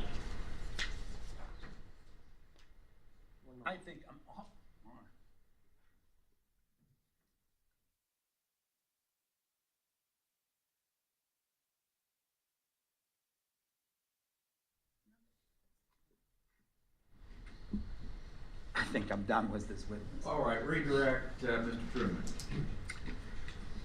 As a banker, would you be belligerent to the people that wrote a bunch of hot checks? Judge, I'm going to object. Wait, hold on, Mr. NEXSEN. Objection has been raised. I'm going to object. This is back to money laundering, money that has nothing to do with murder. Well, I think we've extended the circumstances a little bit and opened a door, so I'm going to allow the question. You can pose it again, please, Mr. Truman. From a banker's perspective, people that write bad checks, is that something that would cause you some irritation? And now this is a comment on my client's character, and I object to that. Well, I'm going to overrule the objection. Answer, if you can, please, Mr. NEXSEN. I'm happy to. The only thing we would do is we would properly flag what happened. We did flag it internally, and then we kind of shut down conversations. And so in a way, we literally just follow our procedures and guidelines. And that's what we did here when the bad checks were written, is that we stopped communicating and we flagged it to our fraud department. The bad checks were written in March of 2019? Correct, yeah. That's all the questions the state asked. Thank you. And no account was ever open with your bank, right? So again, I'm not in the operations side. I just can't answer that confidently, given I just don't have the full scope of everything in Bank of America. She could have opened an account and never funded it. So yes, there were checks written against an account. All right, anything further, Mr. Truman? Nothing from the state, Your Honor. Thank Mr. you. Victor? Mercifully, no, Your May Honor. this Thank you. witness be excused. So far as the state's concerned, yes. Oh, yes, Your Honor. Thank you very much, Mr. NEXSEN. We appreciate your cooperation. You are excused, sir. Thank you, Judge. All right, we'll have to turn off the machine.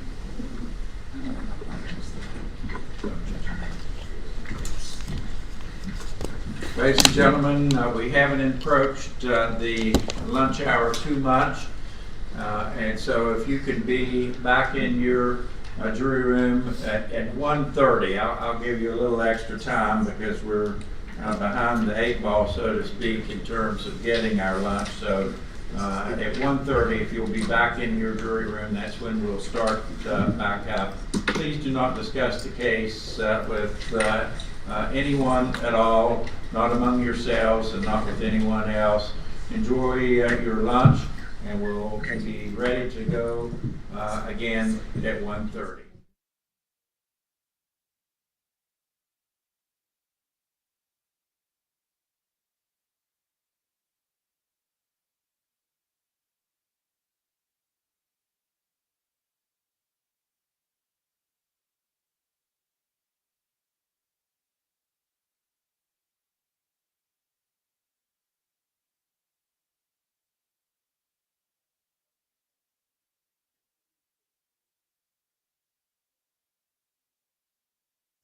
For Mr. Victor. There were all kinds of other documents there on the death certificate. Is that what it was? Well, maybe we better take a look. No, at, I don't state's have an number objection, 4. but I was just concerned if there are any other documents there that have nothing to do with that exhibit. They were all tied in.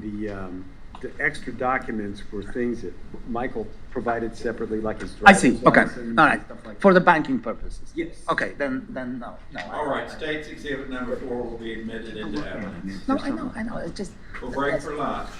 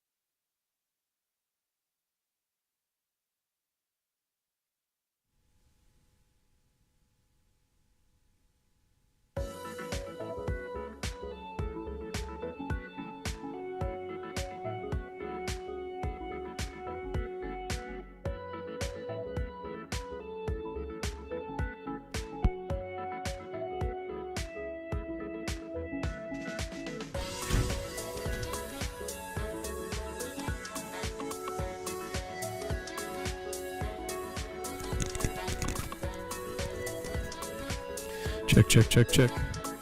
Check, check, check. Now turn the,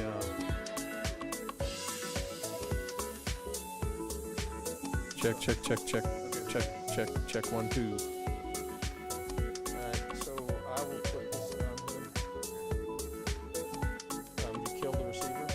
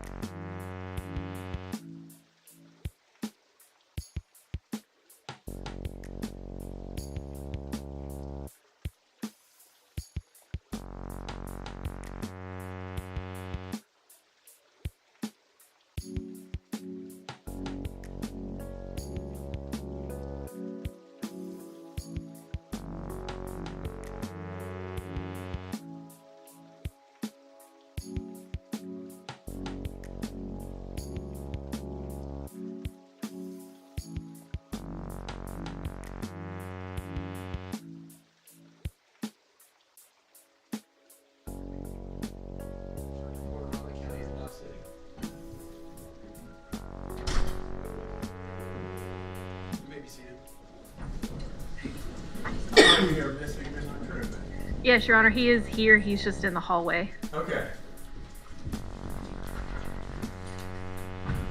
And here he is. All right, let me inquire if there are any matters that we need to take up out of the presence of the jury. Alas, there is. Okay? This morning at about 8 o'clock, the victim's stepfather brought me that. You need to only read the first line. Okay.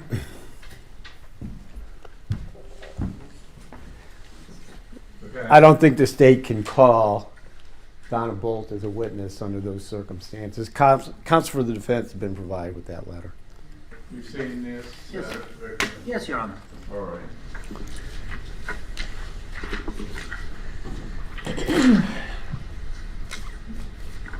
Was this your next prospective witness? She would actually be number 3, but now she's number 0. Okay. All right. I haven't had a chance to digest all of this. It's a pretty extensive. It is, Your Honor. Most of it's just what you would expect as a reaction to listening to testimony, but the first line is fatal as a potential witness for the state, I believe. All right. I think that is problematic, and so I understand your decision. Hopefully you have another witness available that you can call. We're probably going to end a little bit early today. I've got them now, yes. Okay. Yes, we're ready to go. I'm All sorry. right. Any issues or difficulties, Mr. Brown? No, Your Honor, thank you. Bring in the jury, please. Deputy Fry. I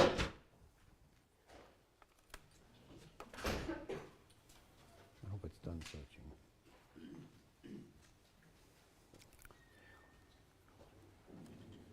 Well, that's appropriate, isn't it? Yes.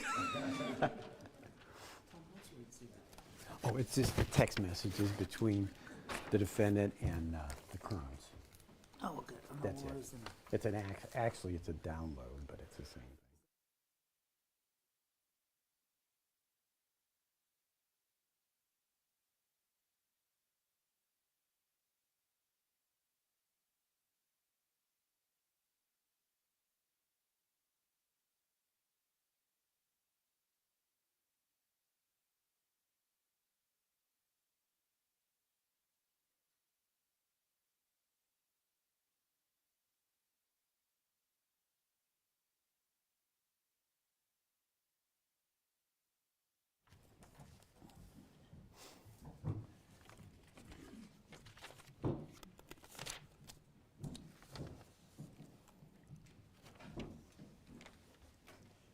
This is the actual.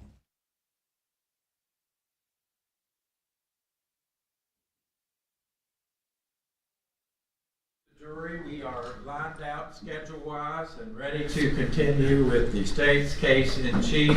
Mr. Truman, please call your next witness. Yes, sir. State calls Joshua Kearns.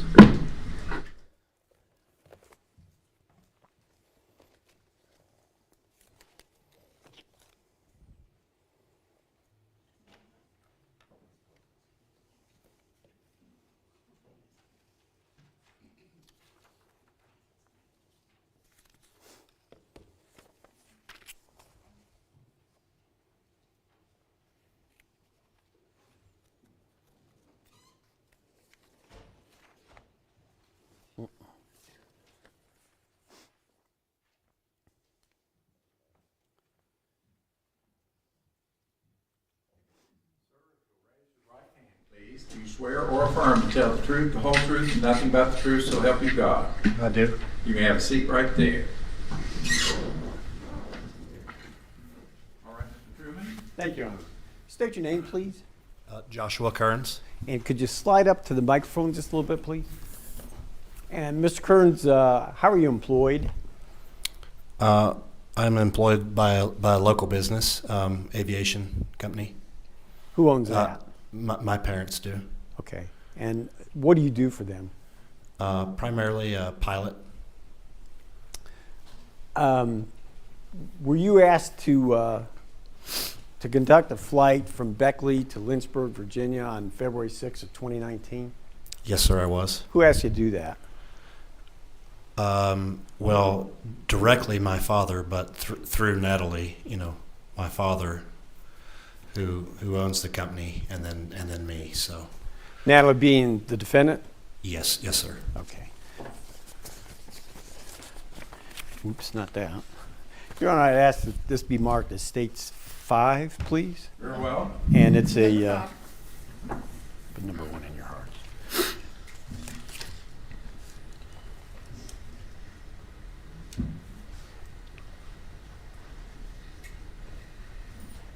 It's a club, yeah. Could I approach, please? Yes, you may. Thank you. Josh, I hand you what's been marked for identification as States 5. I ask you to take a look at that, please. Okay. You recognize that? I do. What is it? This would be the conversation between she and I. She and I being Natalie, concerning the details of that trip.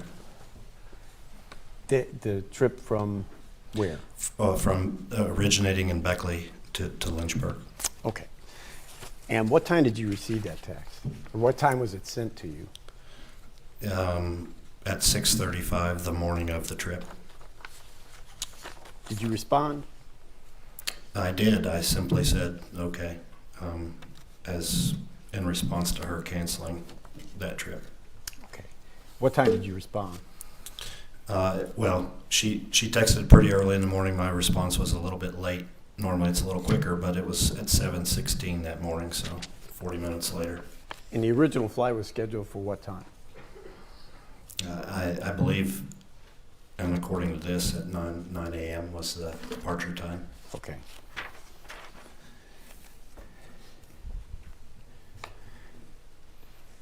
Was there an attempt to reschedule that for another day? To the best of my recollection, yes, it was going to be moved to the following day.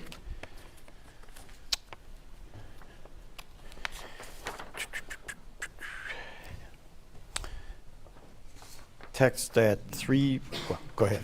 Take a look at these. These are extracts from your.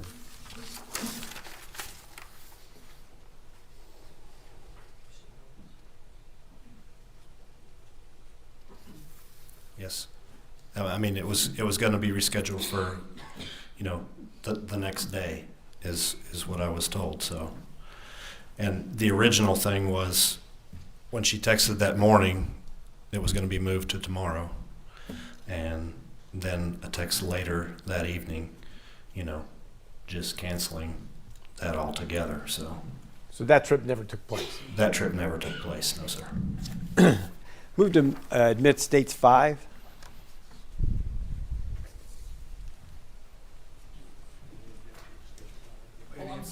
I'm sorry, Ron. No objection. All right, the state's exhibit number 5 will be admitted into evidence.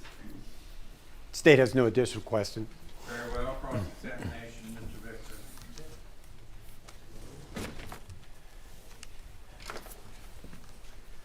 If I may have a second, Your Honor. Sure.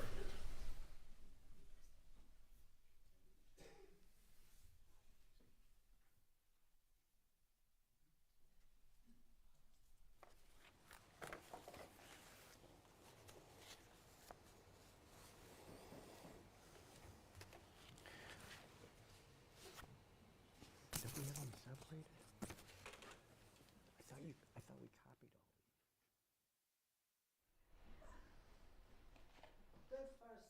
all. Email that you received from Ms. Cochran, it was very early in the morning. On what day? Well, it wasn't an email, it was a text. Oh, text, right. Okay. What day was it? Date? It was, to the best of my knowledge, it was the morning of the flight. The date, sir. Do you remember the date? Well, no, not right off. I mean, I know what. Yeah, February 6th. February 6th.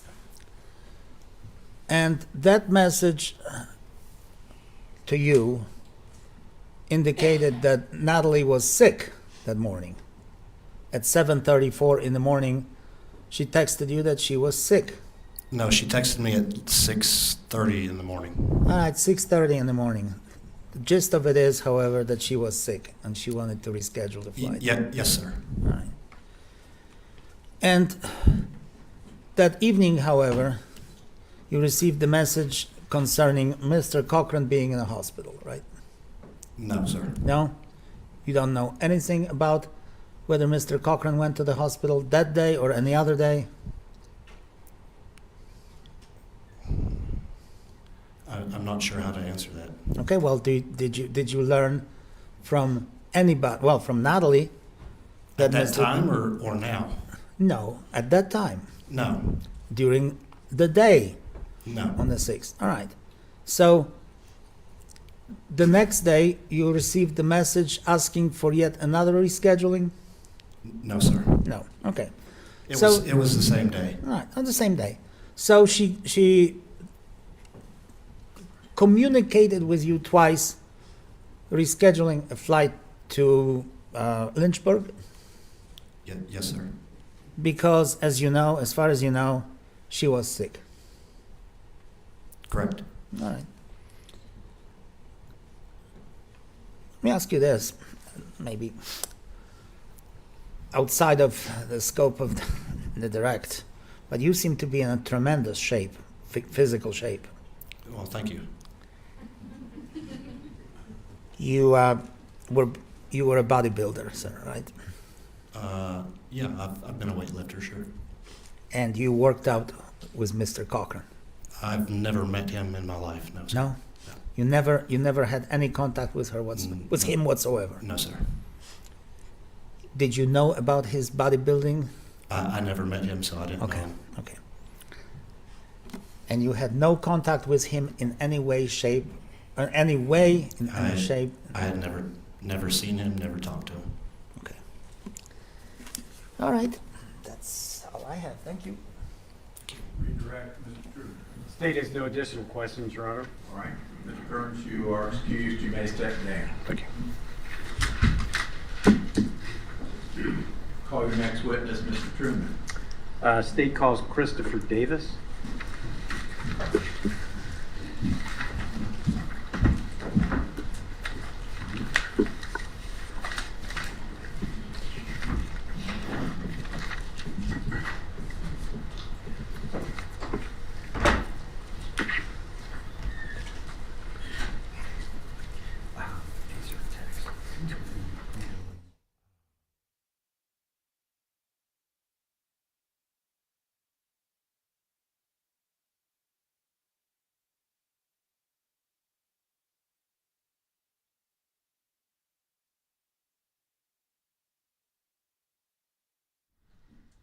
Good afternoon.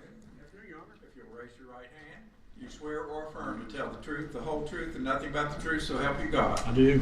Have a seat right there. Thank you, Your Honor.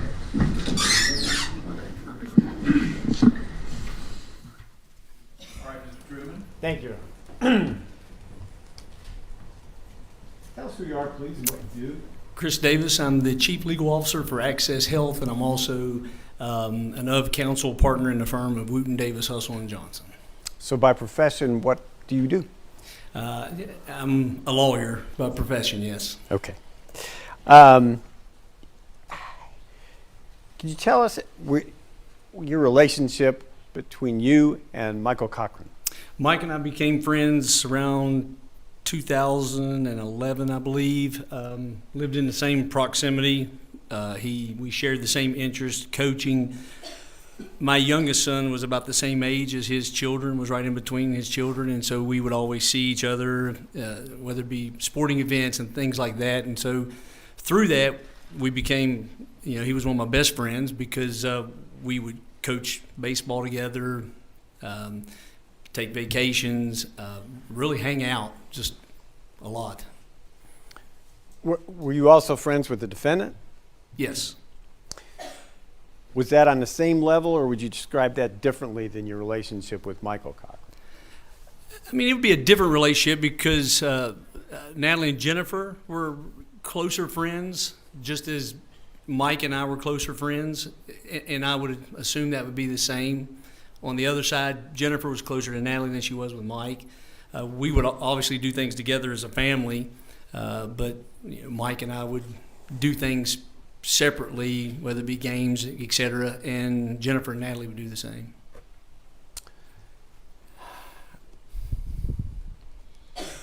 Prior to February 6th of 2019, do you recall the last time you saw Michael? I would say the last time I saw him was within days of February 6th. I don't remember the specific last time, but it was within those few days. How did he seem to you at that time? He was Mike. Did he seem sick? No, he did not seem sick. Could I have this marked as state 7? No. 6? Number 6. Oh, number 2 in your hearts. This is 2 separate? No, they're just separated from me. They're the one exhibit. Okay. We'll glue them together when I'm done.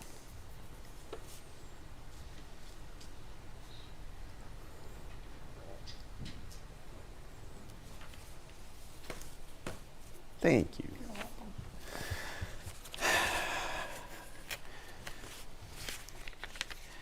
Steve, is on February 5th of 2019,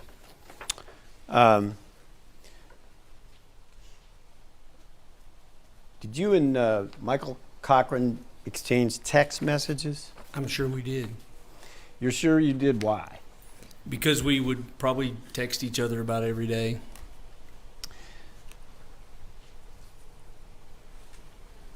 Ugh.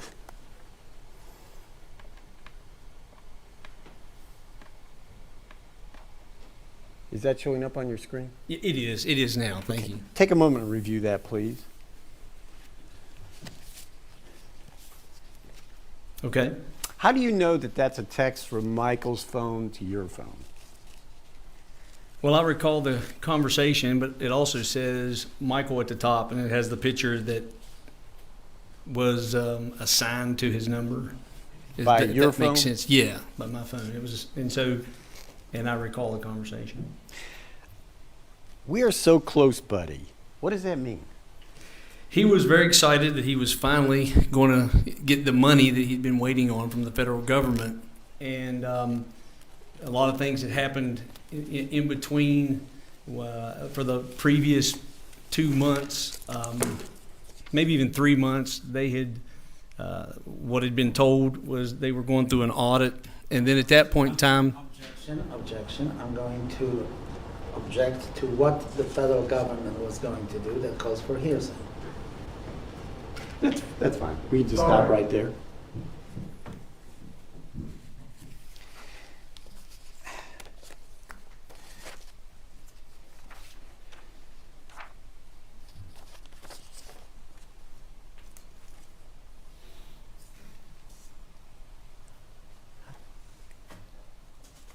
Now, this is a text with you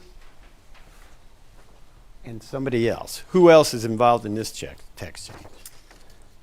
it says Natalie Cochran on the text that I'm reading. But there's someone else on there as well. It looks like it says 2 people, and unfortunately I can't see the top of that. Would a good guess be Jennifer? It probably would be. Okay. There's a reference in here. If you could explain that to us. The Smith House? What's that about? Yes, they. Your Honor, I was. I'm going to object, but this so far seems to be the financial case retried. What's the relevance of all of this? I understand what you're saying, but I'm going to allow the state to proceed. The objection's overruled. Tell us about the circumstances where this text came to pass. So what had happened the year before in 2018, I don't know the exact dates of when they purchased or were attempting to purchase homes at Flat Top Lake, but Mike and Natalie were, because I was not a part of that transaction until the gist of what happened in the text, but they were purchasing homes at Flat Top Lake from the Smiths. I'm not sure both homes were from the Smiths. My understanding, they bought a home for themselves and a home for Natalie's parents. And they were purchasing homes at Flat Top Lake because of the issues with their company with not receiving their funds from the government. The government was shut down. There was an audit that was ongoing, is what I believed and was told. But because they weren't getting any money, what was happening? To any testimony based on hearsay, Your Honor. All right, well, he said that's what he believed, and I think that's good enough. And perhaps we can stray from what he was told, but he indicated what he believed, and I'm going to allow that. The objection's overruled. For our purposes today, what was your involvement in the Smith house? They were going to let the houses go back. It's not necessarily a repossession, but ultimately because the contract wasn't fulfilled and they weren't buying the homes, these pieces of real estate, they were going to let the Smiths take the homes back. And the idea was, what will it take for them just to take the homes back, because she didn't want the houses anymore. And you helped with that? Yes, Robert Dunlap represented the Smiths, and there was a resolution document that I believe he prepared. Not really for sure who prepared it, but there was a resolution document that ultimately got resolved. It didn't happen at that point in time. It happened later after Michael passed, but that's what that's referencing. And you were part of the negotiating of that, or resolving it? Resolving it, yes. Okay. Let's go to the 6th of February.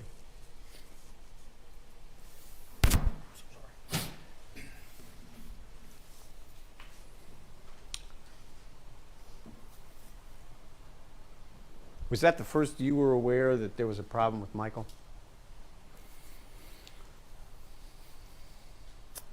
There were some other text messages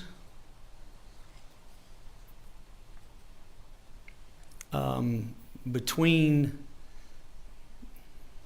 Natalie and I, and then there was a message from Mike as well that I think occurred earlier in the day. Your Honor, I'm sorry, but I object to any text messages that are not being presented to us and they're not present in court. Can I respond to The that? references to Sure. There's no legal requirement the state's aware of that you have to present text messages. He has firsthand knowledge of it. He can testify about it. I'll allow it. Go ahead. So this wasn't the first that I knew that, I believe the question was that I knew that something was wrong. Mike was, so this wasn't the first time that morning that I knew that. So this is an update? Yes. Okay. Yes.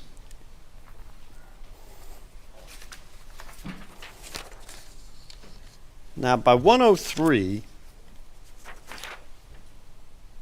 you were asked a question. Take a look at that. Yes. Had you noticed any odd behavior from him? I had not. And actually, that's in my response. He hasn't been around. My question was, has he been around anything? Because the earlier messages that she had noted, that Natalie had noted, is that he was sick like last time, because he had been, he was sick in November. He was exposed, or my understanding was he was exposed to black mold while working on a rental home. And so that prompts the question, has he been around anything mold? And then into the supplements. Did Michael express to you that he was sick because of mold exposure? Did that come from another source?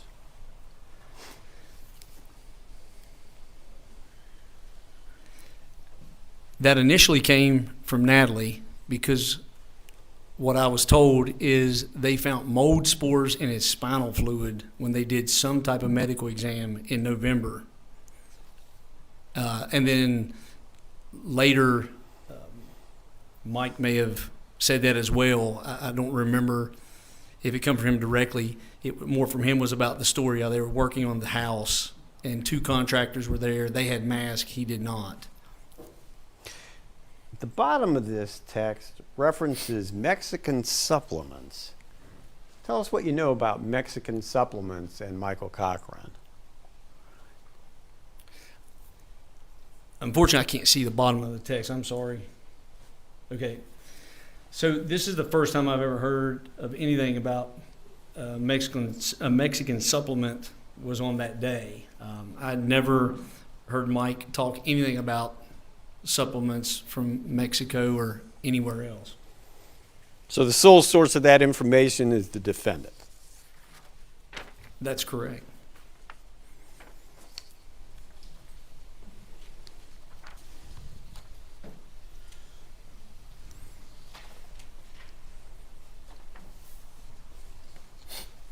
Excuse me. Take a look at this one from about 1:15. I apologize. On my screen, the first thing I see is Whoa. 118. I'm so sorry. Or 18. Yes, that's right. Okay.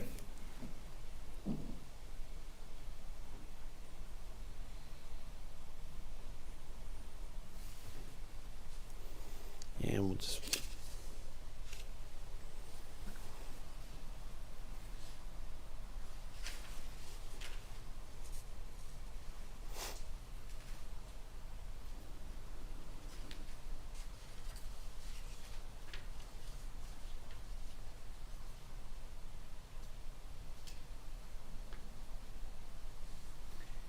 I'm sorry, yes. Did Michael advise you of what kind of supplements he was taking? No, Mike, when Mike would talk about his supplements with me, it was always his GNC, what he would take for his workout supplements. I mean, he never went into any detail about the specificity of the supplements.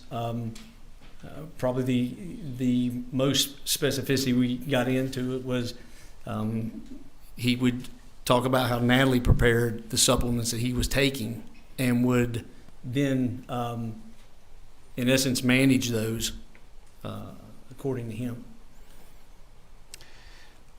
There's also a reference to seizure medications. What's that about?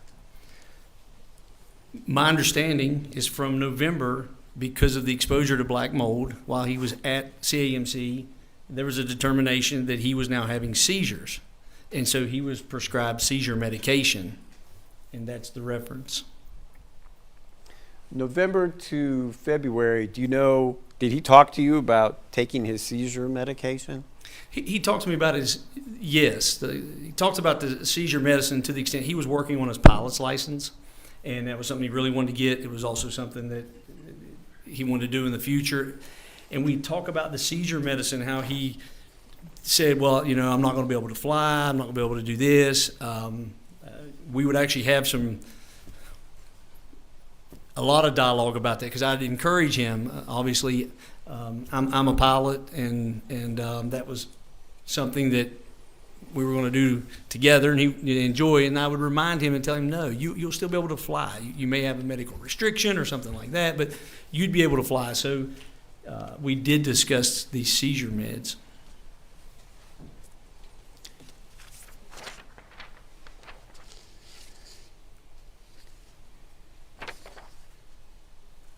The last message I want you to review is this.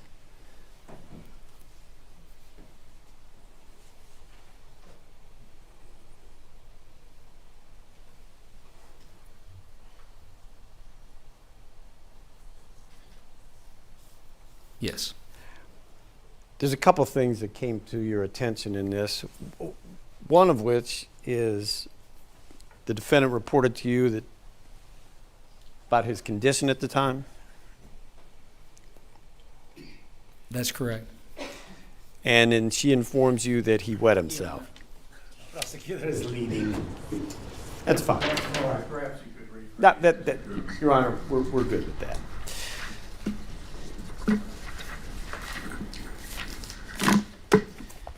Mr. Davis, did there come a time on February the 6th of 19 when you went to the Cochran house? Yes. How did that come to pass? I was at my son's basketball game at Beckley Stratton and got a text from Natalie saying, asking me could I come by the house after the game.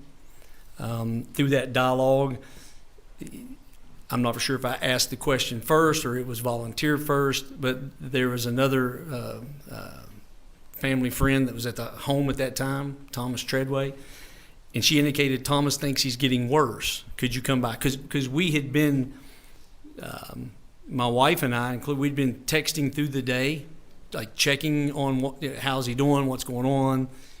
We're told vitals are good, people are here, he's fine, all these different things. And then I got that text. I don't remember the exact time, but I'm going to say probably around 6:30ish or something like that, and asked me to come to the house after the game. What did you do in response to that request? Well, I said I could come immediately, and I ultimately went to the home. When you arrived, what did you see? So when I pulled in the driveway, there were multiple cars in there. Walk into the home, go into the house. It's fairly quiet. My impressions from that is because Mike's laying on the couch, sleeping, but he's laying there and he's snoring. And so when I get there, of course, Natalie's there. Thomas Treadway's there, her sister Penny Carrico Lowry's there.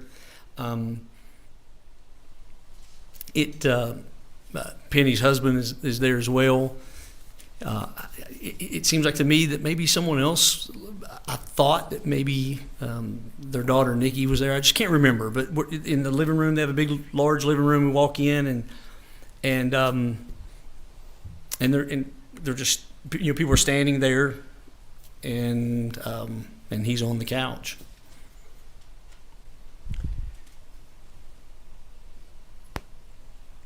What did you think should take place at that point?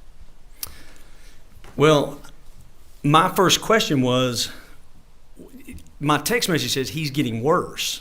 And I want to know what does that mean? What's he worse?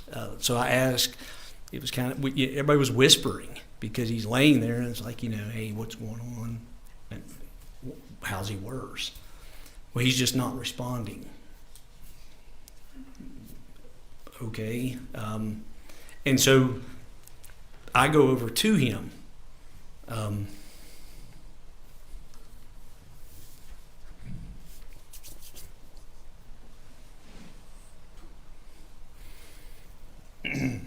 Take a moment. You're okay. Difficult now because I know the outcome. When you went to him, what did you do? So I go over to him and I'm like, "Hey man, you need to wake up." Kind of shove him, wiggle him a little bit. We were told that Natalie had told us, because that's who it specifically came from, that he had fallen and hit his head earlier. So I'm actually looking for, like, do I see anything?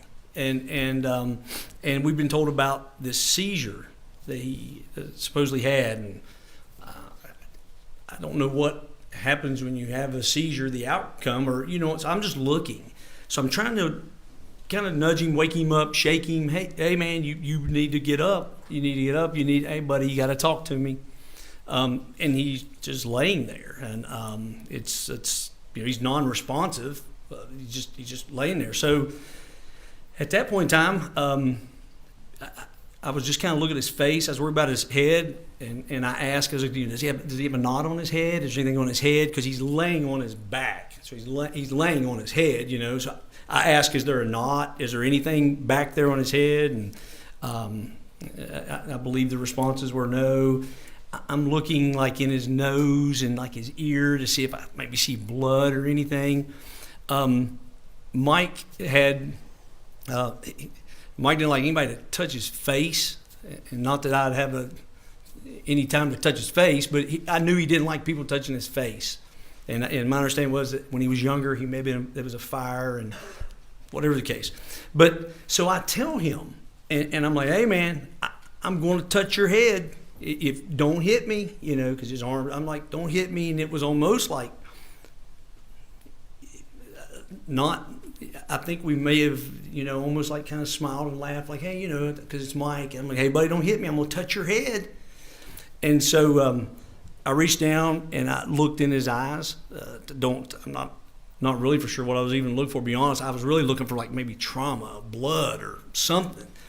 And his eyes, you know, they were fine. They weren't rolled back or anything like that. But anyway, and so after that, Thomas is standing there too, and Thomas does a sternum rub on him, where he took his knuckle, rubbed his sternum, and I just remember saying, man, hey buddy, I'm gonna take you to the hospital.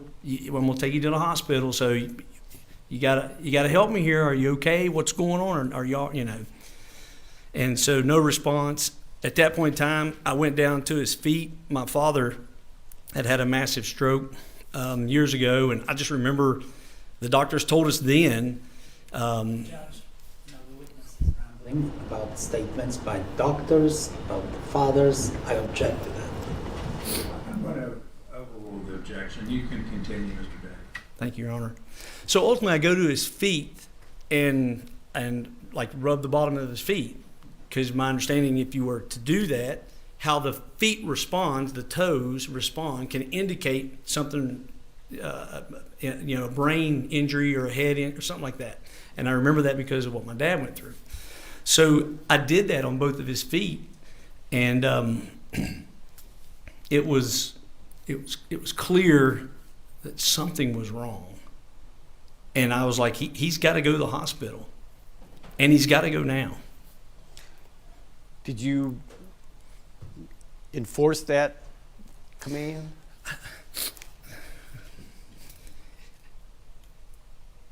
He was going to the hospital, and so I don't want to say I enforced that on anyone, but I remember a question is, you really think he should go? Yes, he needs to go, and he's going to go now, and I'm going to take him, and that's exactly what I did. Had you ever taken him to the hospital before? I had. The November incidents that we're referring to, the exposure to black mold, he went to the hospital. It was close, like maybe like a Wednesday, Friday. I can't remember, real close in time. And those two times he was sick. He, again, wasn't feeling well and throwing up. And I went to his house, and he you could tell obviously he wasn't feeling good. He was struggling, and those, he said he wanted to go. He said, take me, he said, I want to go to the hospital. Take me to the hospital. And that was in November of 18? Yes. Was there another time you took him to? Those were close. They were twice in the same incident. He went to CAMC at first, and then came home for a few days, and then was still sick, not feeling well, and then went back to CAMC. Could I have just a moment, please? Could I have a moment?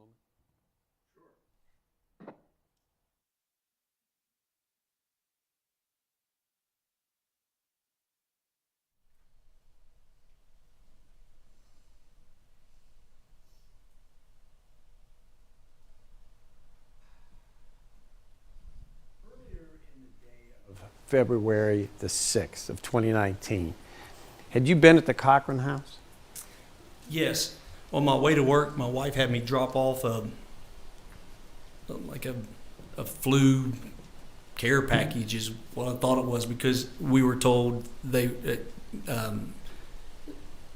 Natalie was sick and not feeling well, and I don't remember the time, but I went I wasn't in the Cochran home. I went to their house. At the front of their house, they had these doors that were almost kind of they were glass doors. They looked like they both open. I don't know if they both open or not. I think one of them maybe open. And so I opened the door, put the bag there, and left. I didn't see anybody, or wasn't in the home until later. So the first time you were at the Cochran house, you stayed outside. The second time was when you went inside, and that ended up with a trip to the hospital. That's correct. Did you look in the bag that you dropped off? I did not. Where'd you get the bag? My wife. That's all the questions the state has. Thank you. Cross-examination, Mr. Beckley. Mr. Davis, you testified on direct that on February 5th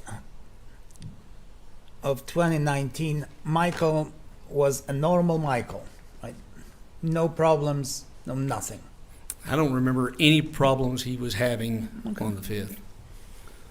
Do you remember Michael on October 30th of 2018? Not specifically to that day. Okay. Would there be something that would alert you to Michael being ill or Michael being sick or not himself or anything like that? I don't remember that specific day. Are you referencing, is that when he went to the hospital in what I believe to be the 1st of November? The day before he went to the hospital in October of 2018. No, I don't recall the day before without any type of something to refresh that.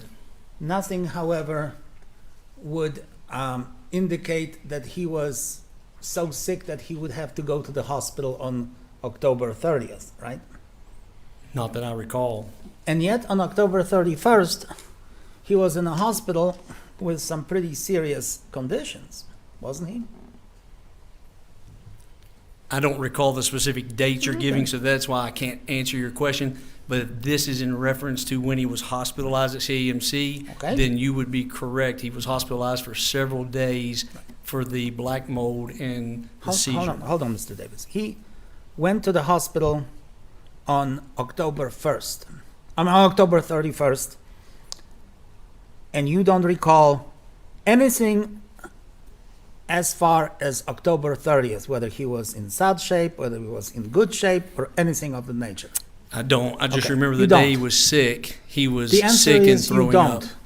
Is that right? Yes or no? Repeat the question, please. The question is, you don't recall whether he was good, bad, indifferent, or whether he felt bad, or anything of that kind. Yes or no? The day before he went to the hospital? That's right. I don't recall the day before he went to the hospital. But then he went back to the hospital on November the 2nd. Do you remember how he behaved on November 1st? Yes, he was. He wasn't feeling well. He was sick. The days between when he went to CAMC the first time, he was sick that day, and he came home, and he was home and sick for the next 2 days, whatever that day is in those, and then that's why went he went back to the hospital the second time. Correct. Okay. And you said that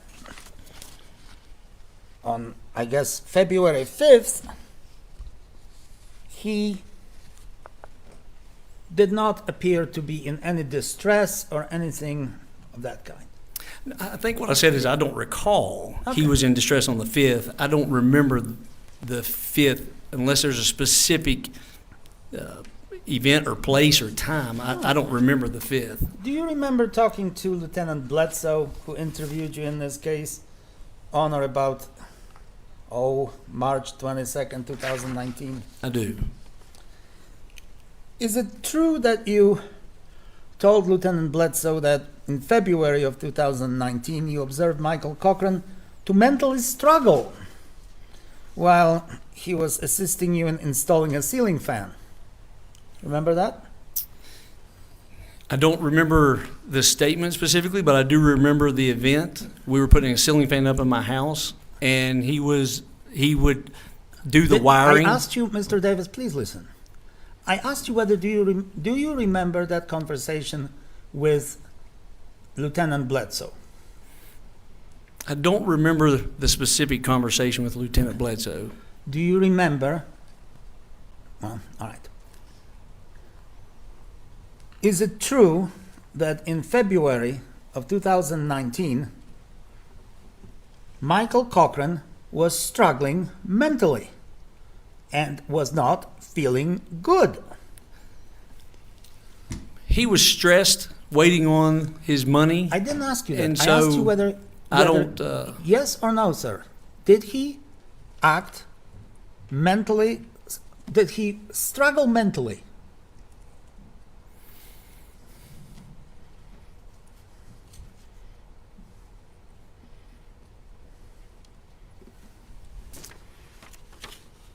Tell me yes or no.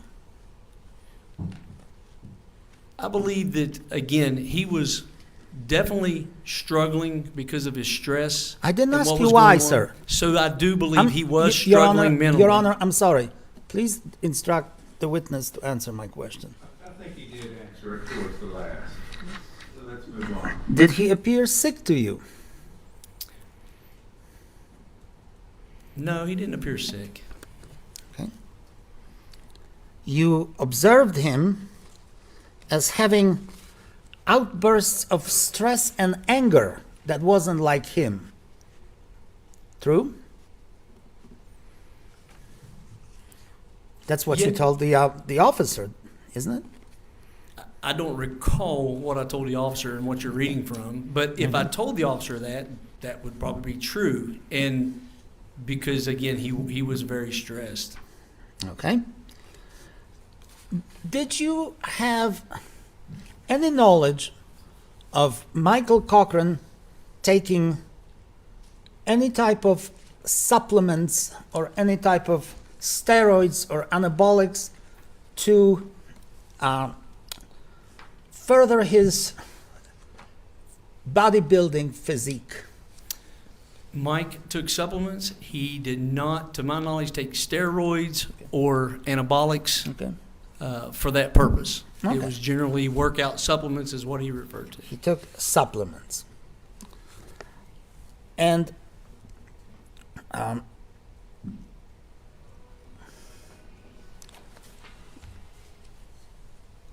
did Michael have a seizure either in October of 2018 or November 2018?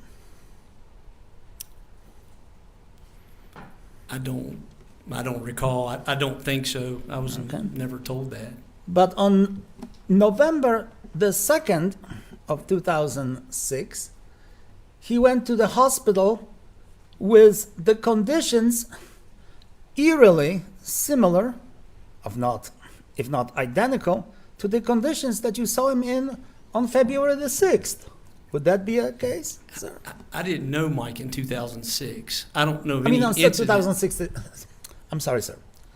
In 2018, on November the 2nd, he went to the hospital with the same or extremely similar conditions that you found him in February of 2019. No, he did not. No, he did not. Because in February of 2019, he was unresponsive. In November of 2018, he was talking to me, vomiting, and participating in wanting to go to the hospital. So they were two different. So if there was testimony that he was sleeping in the hospital, perhaps under some type of anesthesia or some type of medication, that would not be true? Or would that be true? I don't think I understand your question. When is he sleeping in the hospital that In you're referring to? November of 2018, when he is in the hospital, between November the 2nd and the November the 6th, there was a time when he was asleep in the hospital. Do you remember that time? You were there with him, I presume. I'm sure he was asleep when he was in the hospital. I don't remember any particular time that you're referencing. When he went to the hospital, they treated him, and was he in the hospital and treated at some time and sleeping in the hospital? I think that's probably true. Now, was he sleeping in some form of induced coma, or was he in some type of under some type of medication? Do you know? I have no idea. Okay. I know that he goes to the hospital, they admit him, and they're treating him, and he is in the hospital. And then they tell you, because you told the police officer, that Michael, well, let's start with that. Michael is combative, right? Michael doesn't want to be in a hospital. Yeah, he doesn't want to be in the hospital. Are we referencing November? Did he want to be in a hospital in November of 2018? He asked me to take him to the hospital. While he was in the hospital, did he want to leave the hospital? Yes. Did he claim that he would never go back to a hospital to you? Over the 10 years I knew him, he probably claimed several times he didn't want to go back to the hospital. Now, you learned that Michael may have had a mass on his brain, didn't you? That's correct. That's what we were told while we were waiting in the hospital in November. Okay. And then the diagnosis was somewhat changed to the swelling of the brain, correct? That's probably correct. I don't remember that specifically. We didn't have interaction with the doctors. We're being told these things. So I just don't remember that specifically. But you learned that Michael had a whole series of extremely serious medical conditions as he was discharged from the hospital. No, my understanding is that he had seizures. He was exposed to black mold, and through that they determined he has seizures, and he was placed on medicine. That's the only medical conditions that we were ever told. All right, let me ask you this. You learned that he had encephalopathy, right? Brain swelling. Did you or did you not? I don't recall that diagnosis, You don't recall. but I would Okay. defer to Do those you- do medical you- records. If you don't and if they recall, say it, then I believe Mr. it Davis, exists. Your Honor, Mr. Davis, I asked you a simple question. Do you recall being told that Michael had encephalopathy? Do you or don't you? I was never told his diagnosis. Okay. No, any diagnosis? Other than he had seizures and it was exposed to Okay. black mold. Okay. Were you told that he had seizure-like activities? Were you or not? I was told he had seizures. Okay. I wasn't told in your Yes word. or no, he had- sir? I'm answering your question. You Yes said that or no? he has seizure-like Yes or no, Mr. activities. Davis? And I Your never Honor, was told he had please seizure-like instruct the activities. witness to answer my question. Mr. Victor, pose the question, please. Did you learn that he had seizure-like activity prior to going to the hospital, Mr. Davis? Yes or no? Going to the hospital in November? Yes. No. No. All right. Did you learn that he had conditions such as urinary retention, chronic sinusitis, confusion,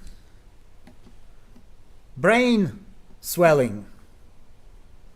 Did you learn about these conditions? No. No. Okay.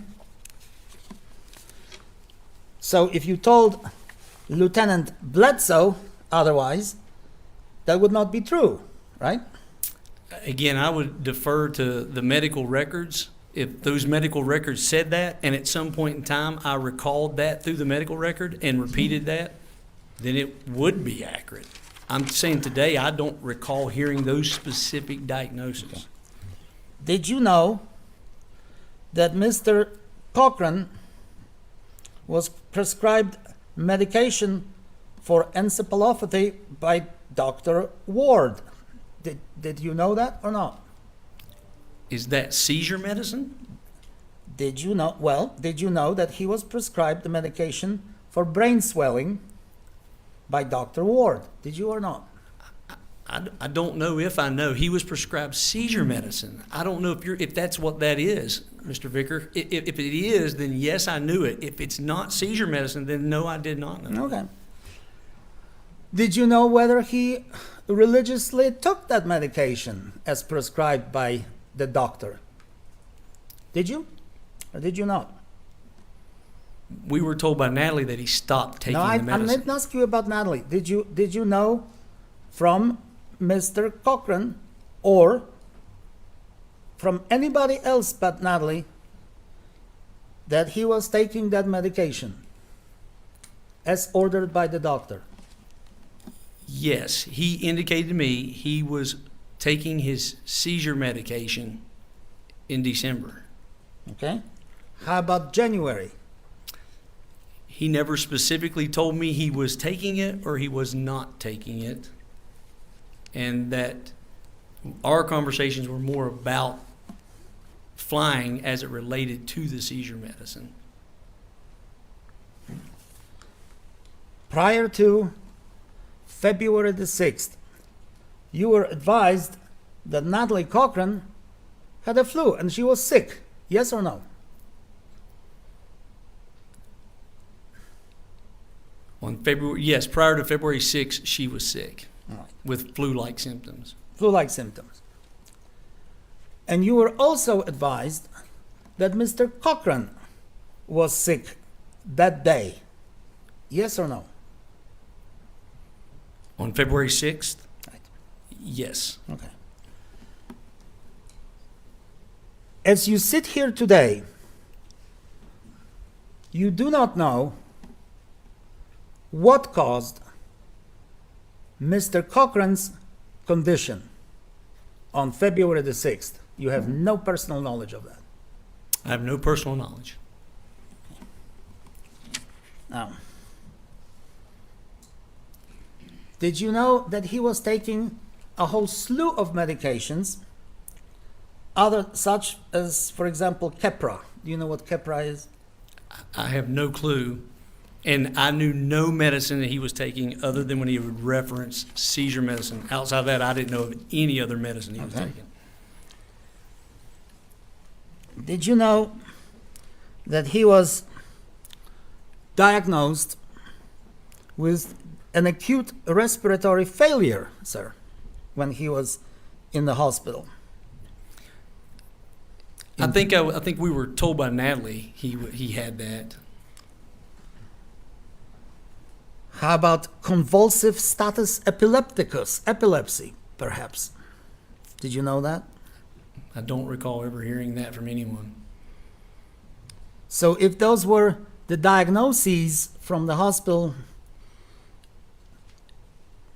in February of 2019, you wouldn't have any reason to debate the knowledge of the medical experts. You're correct.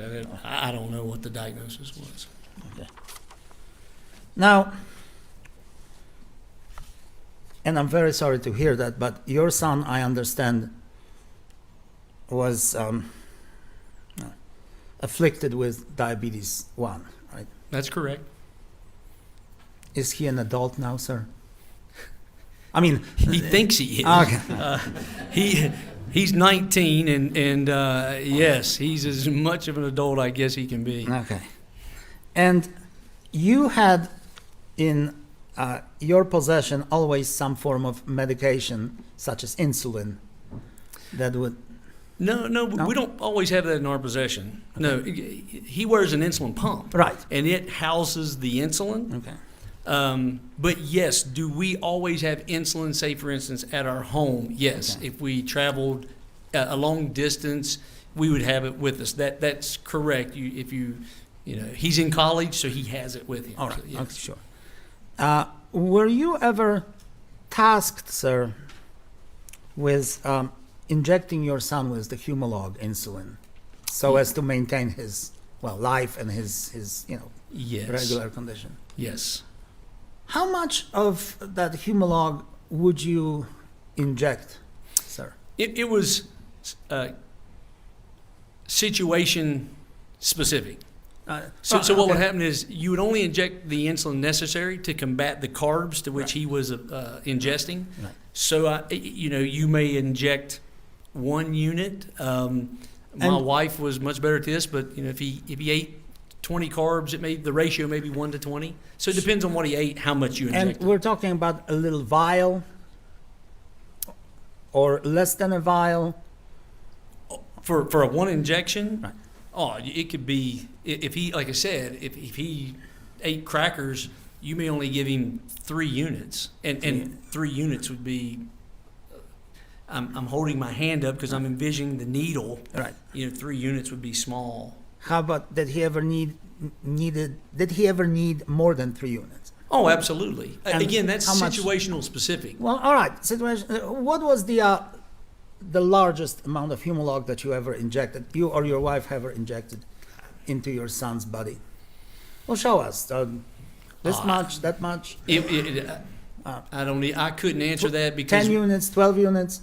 I think those are possible. You got to remember when you're injecting him with insulin and he was dependent upon using needles, he would get anywhere from 5 to 6 to 10 injections a day. Right. So if you take that and multiply that by a year and a half or 2 years or whatever it is, I couldn't tell you the max we ever gave him. Nor can I tell you the minimum we ever gave him. Tell me what a unit is, just for. It is. Is it in milligrams? Is it in nanograms? Is it in decagrams? What is it? I have no clue. Okay. It's a little line on a needle. Okay. I have no clue how it's rated. And how did that Humalog react after about 15 minutes? After about 20 minutes? It would.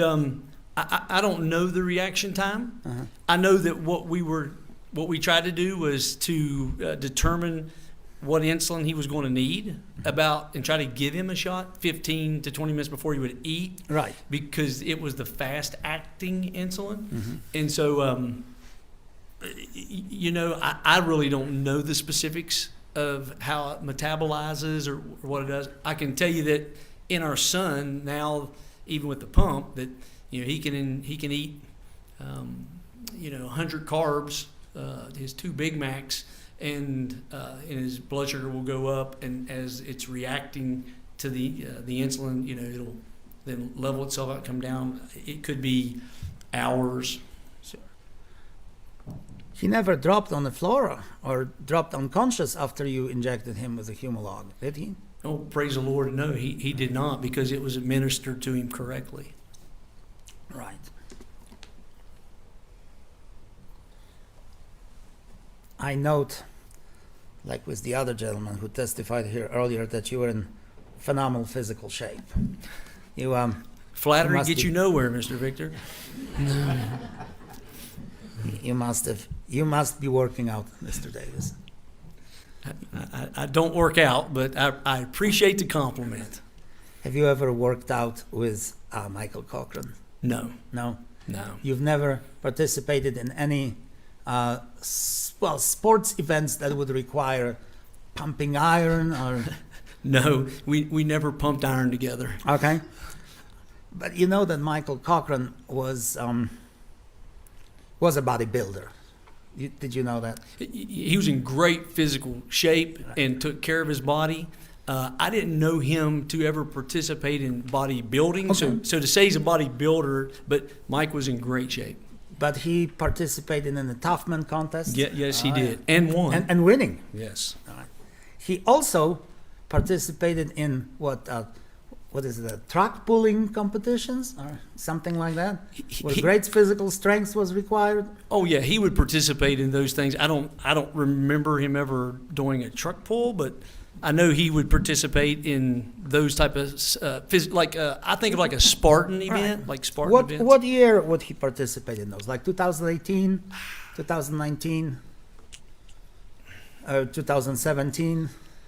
I don't remember the years. Would it be at the time when his heart was about to burst because he had a mass on his heart, or mass on his, when his brain was about to burst because he had a mass on his brain or he has brain swollen?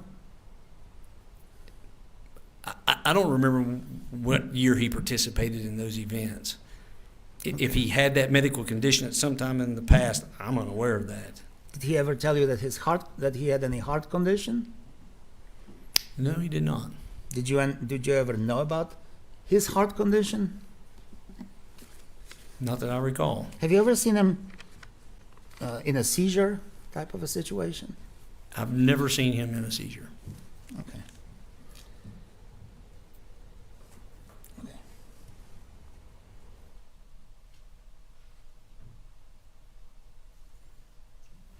When you went to Ms.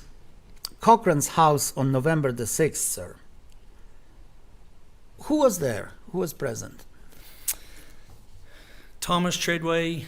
Excuse me just a minute, is this November the 6th? Oh, I'm sorry. Did I say November? I thought he said. I thought you meant February. I apologize. Strike that. Apologize to the jury. February the 6th. Sure. Who was present in the Cochran's home, sir?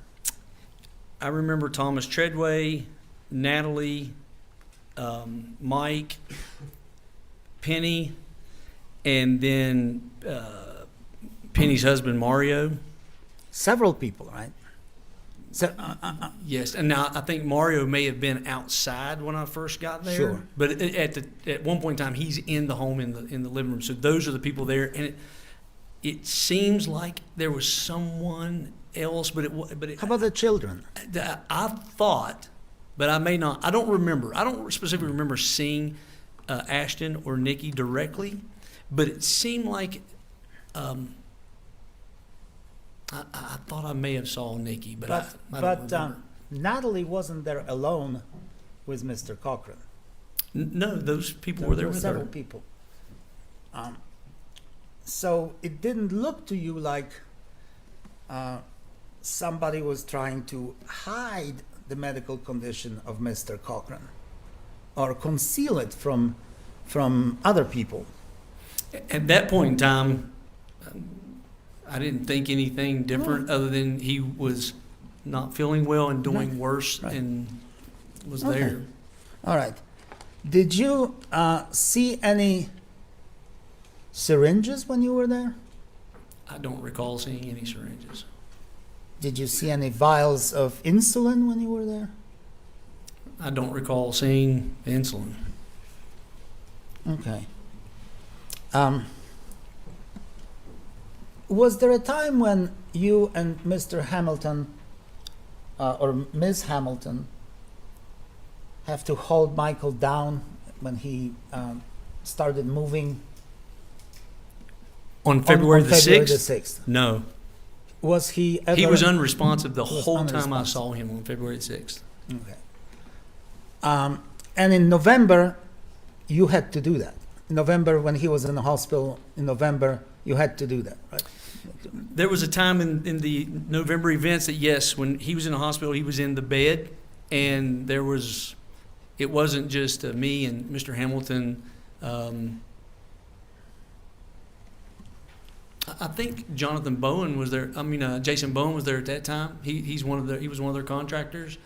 And he was in the bed, and I remember we were, in essence, holding him down to try to say, look, you have to stay in the bed. Right.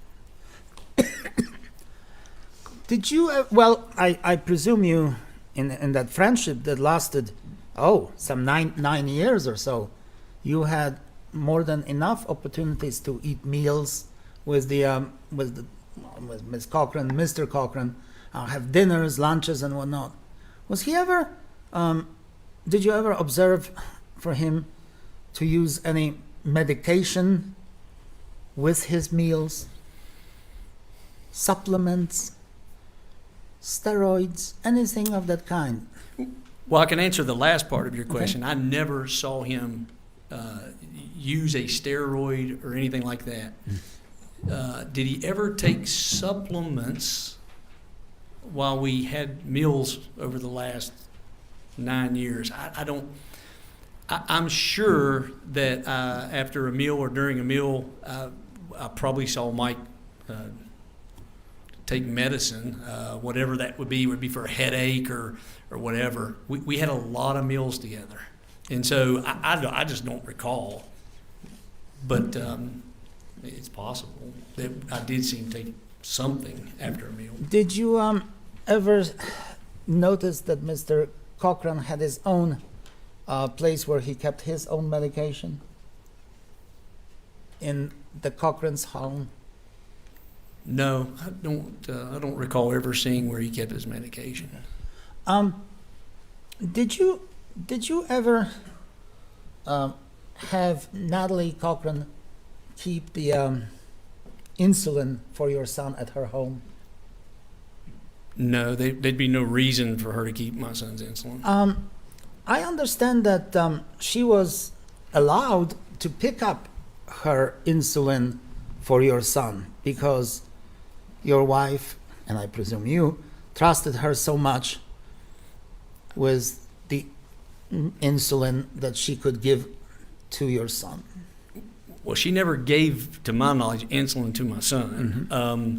Whether or not she could pick up the medicine, that my wife would know that more than I would know that. I don't know. I mean, if there's an authorization that says she's allowed to pick it up, then that'd be true. Okay. But she never gave. I don't recall any time where Natalie ever gave Gavin insulin. What was the well? And again, I'm not going to say absolutely anything negative about your son or anything like that. I'm just going to ask you whether your son and your family had a plan for treatment of the diabetes if you and your wife were not capable or not able to give him the medication that he needed. Well, the plan was that one of us would always do that. So there was no plan outside of my wife and I. So there was never any indication that Natalie Cochran would be allowed to do anything with the insulin and your son.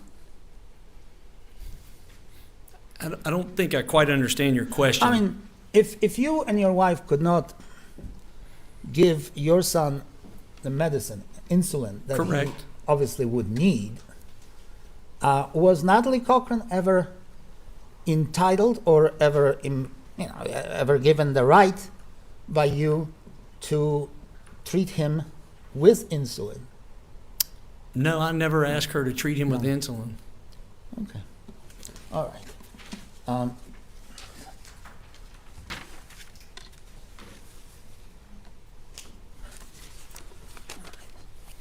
That bag that you left at the door of Mr. and Mrs. Cochran, that you didn't look inside, do you know if she ever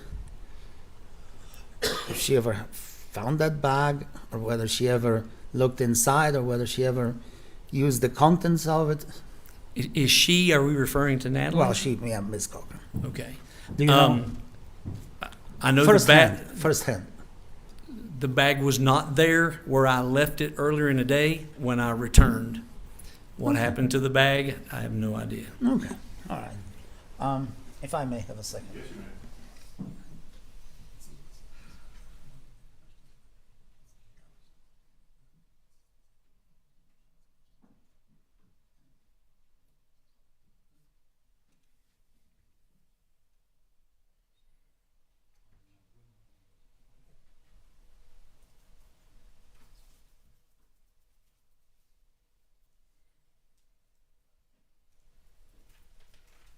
That's all the questions I have, Your Honor. Thank you.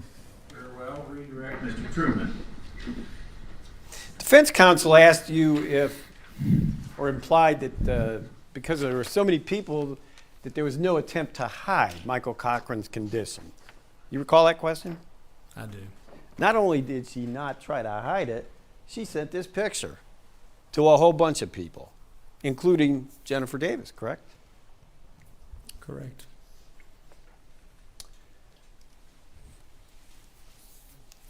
You know, state moves to state 6, which I cleverly forgot to do.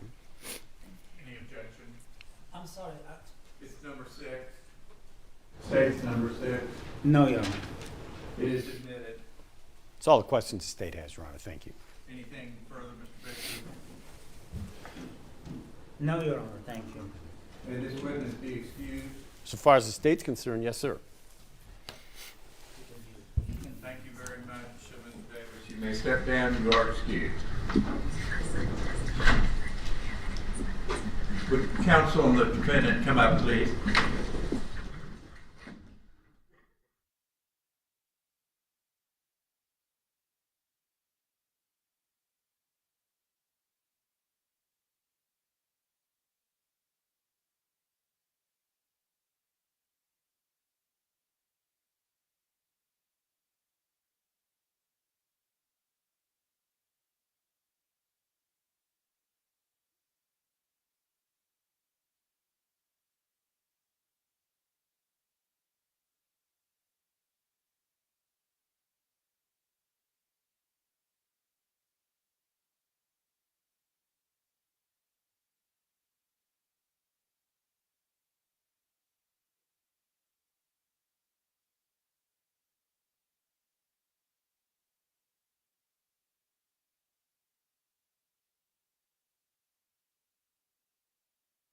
Your Honor, Mid-afternoon break at this Your Honor, time. I'm sorry, we need to, remove this picture. He's getting it right now. We'll take our mid-afternoon break right now. Please do not discuss the case among yourselves or with anyone else. We'll break for 10 minutes. If you will go with the bailiff to your jury room, please.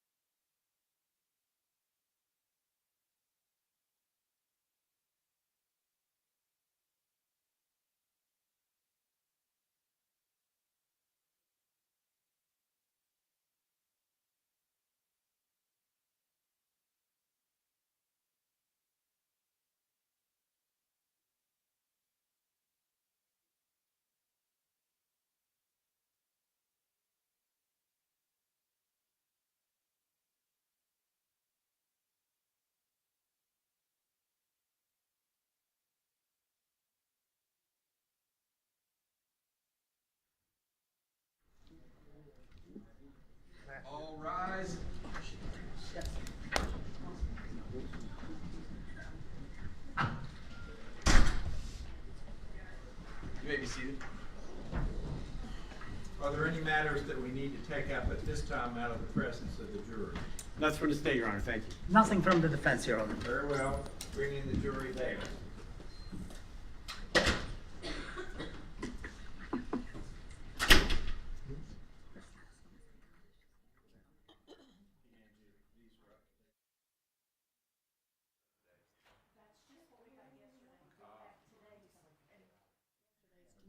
Okay. I print them out each day. Oh, good. Okay. That way you don't have my sloppy handwriting. We'll do it right here. Yeah, because I don't think you could, read that.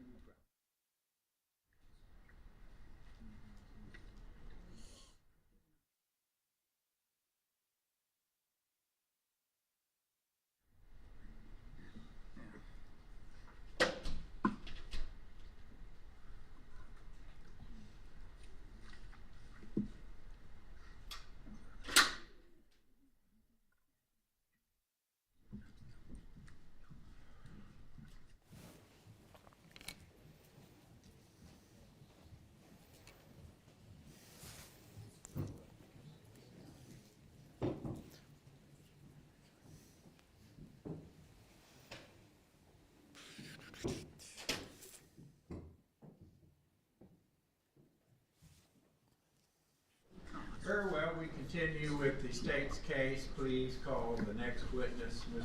Truman. Your Honor, the state calls Glenda Epperly.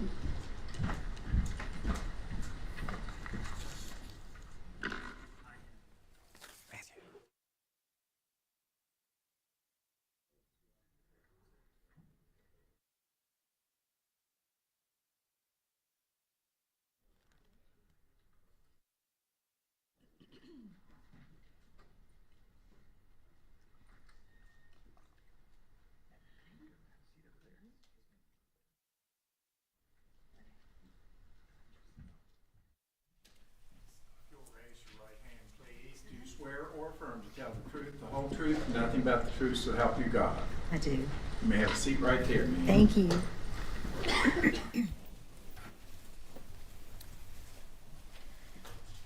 All right, Mr. Truman. Glenda, can you scoot as close as... Scoot up? Or bend that microphone down. Okay, will that work? That will. Maybe a little more. Bend it down a little more, please. Okay. Okay, now, Mr. Truman. Thank you, Your Honor. You are Glenda Epperly. Yes, sir. Are you currently employed? No, I'm retired now. From what profession are you retired? I was a registered nurse for a number of years. Could you tell us your background, your education in nursing? Yes, sir. I graduated from Bluefield State College in 1983, started working in the fall of '83 at Raleigh General Hospital, and stayed there until 2008. Then in 2008, I went to Princeton Community.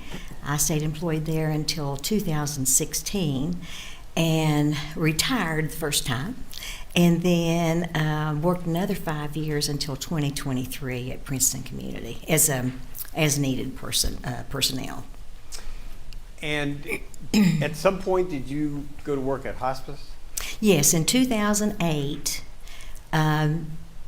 the hospice opened around that time, I think a year before maybe, and I started working as an as-needed person, a staff member there then. And I stayed there until 2013, I think, 13 or 16. 19 maybe? What is it, 19? Yeah, okay, I'm sorry. Tell us a little bit about, just a brief overview of hospice philosophy. What do you do at hospice? Hospice is set up to provide holistic care for a patient, meaning not only do we look at the physical care of the patient, but we look at the mental care, the social care, and the spiritual care of the patient and his family or her family. So it is, it's a palliative care, which means we're not trying to cure anything or heal anybody. We're trying to make you comfortable and live a good life until it's the end of life. Your Honor, I'd like this marked as State 7, please, for identification. Very well.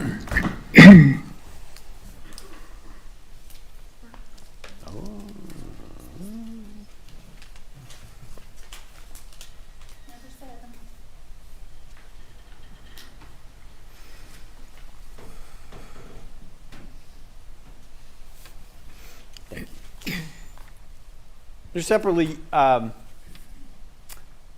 hospice is a medical facility, is it not? Yes, it's a medical facility, but it also has a home side component, meaning we have staff that service the patients in their own home. And at Bowers House, we have a 12-patient inpatient facility. Do you keep records of what transpires, like normal Yes. medical records? Yes, they're electronic medical records. They're what? Electronic medical records. Okay. Could I approach, Your Honor? Yes. Thank you. Hand you what's been marked for identification as States number 7, if you could review that, please. Okay.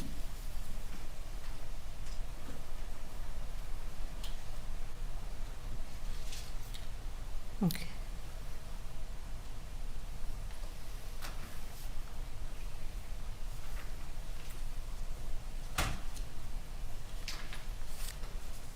In general, Okay. the documents you're looking at are, what do they consist of? These would be nursing notes that were put into the electronic system. How do they get into the system? The time that the nurse goes into the room is documented, and when they come out, it's documented. And then their nursing note has a time on it. It hopefully is the time that they were in the room, but sometimes you can have late entries if you're particularly busy or whatever. But they're all stamped, time stamped. Is that a requirement of the job that you keep nursing notes? Yes. Do you recall being on duty February the 10th, 2019? Yes, sir. What's a normal hospice nurse shift? Well, we have 2 shifts. They're 12-hour shifts from 7A to 7P and 7P to 7A.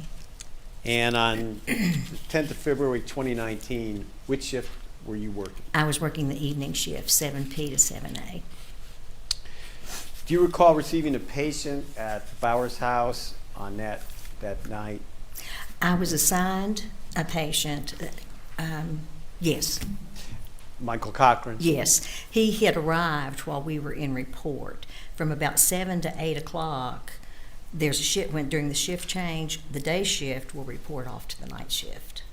And so we were in report. Another nurse actually got Mr. Cochran in and did release his release to the ambulance company that brought him. And then at 8 o'clock, I made my first entry into the room. And when you say there was a report that the day shift was bringing you up information on patients who were there, is that what you mean? Yeah, in report, I was told that we were going to get a transfer from Charleston Area Medical Center. The patient was a younger man, I forget the age, and what I was told was he had fallen at home, had a head injury, and was not able to be treated, and there was nothing else they could do, and he was coming to hospice to pass away. From the review of the chart, what time did Mr. Cochran arrive at Bowers? From the note's at 7:45, so I would assume that he came in between 7:30 and 7:45. And you had said earlier in your testimony that you were assigned to Mr. Cochran? Yes. Was there anybody else assigned with him along with you? No. So you were the primary nurse that, Yes. that provided. Mm-hmm. In summary fashion, what did you do for Mr. Cochran? What did we do? Yes. Primarily, our goal that evening was to get Mr. Cochran comfortable. When he arrived, he was moaning, moving his feet around, appeared to be in pain or discomfort. And our goal was to get him comfortable, and that's what we did. That was the focus of the whole plan. and we were trying to get him settled in and comfortable. He appeared in pain. What did you do about that? We gave him Dilaudid 4 milligrams and Versed 2 milligrams, and those were both intravenous medications. They were ordered every 15 minutes. Did the medication have the desired effect on Mr. Cochran's comfort? Not initially. It was probably after 10 o'clock before he actually started to settle down. And then according to the notes, what time did Mr. Cochran die? I think it was just after midnight or around midnight. So it would be, I don't know what the exact time was. It'd be, I don't know if it's 2010 or 2011, but it would be either just before midnight or just after midnight.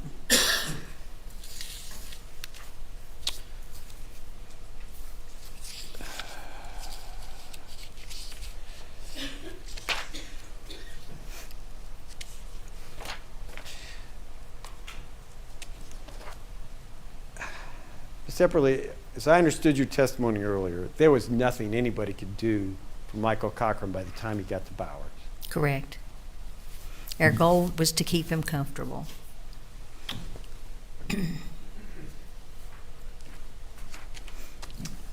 Your Honor, State would move State 7 into evidence. Any objection? No objection, Your Honor. Very well. It is admitted into evidence.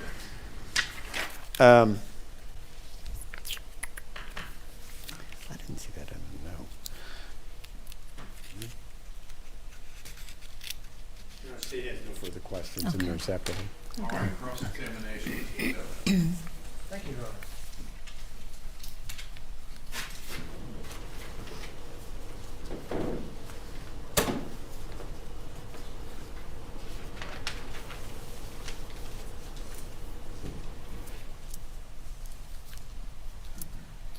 Good afternoon, Ms. Epperly. Good afternoon. I am Stanley Selden. I'm one of the co-counsel for Natalie Cochran. Okay.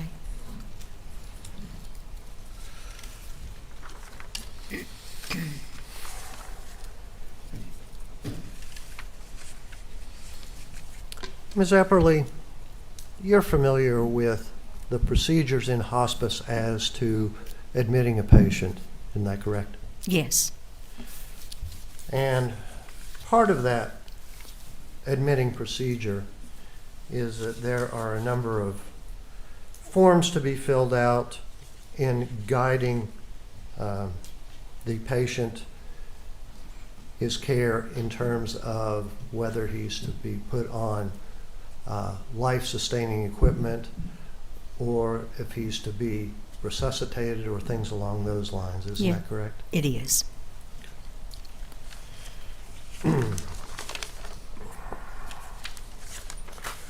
Were you aware that there was both a living will and a medical power of attorney which gave Natalie Cochran the power to decide whether Michael Cochran was to be kept on life-sustaining equipment? I was not aware initially. Okay. But you found that out later? Yes. And you were aware, or eventually became aware, that it was Michael's wish embodied in those documents not to be resuscitated or put on life-sustaining equipment. Isn't that correct? Yes.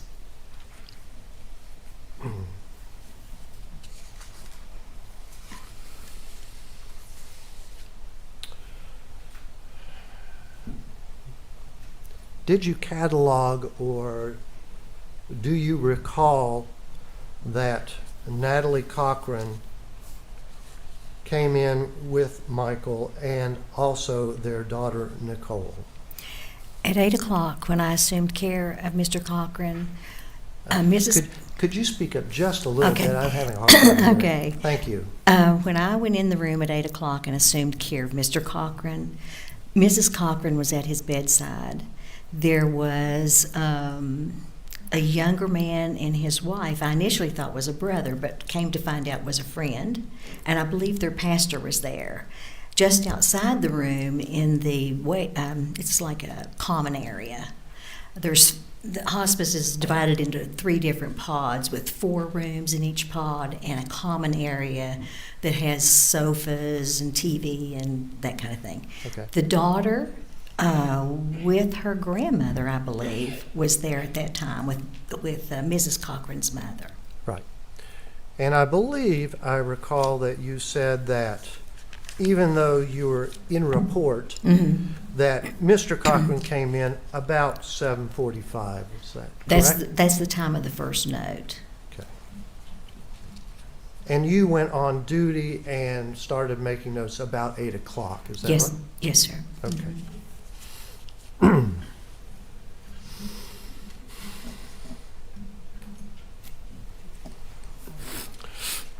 Do you recall, and Michael was at hospice for approximately 5 hours before he expired, isn't that right? Yes. Do you recall that Natalie Cochran stayed with him the entire 5 hours? Yes.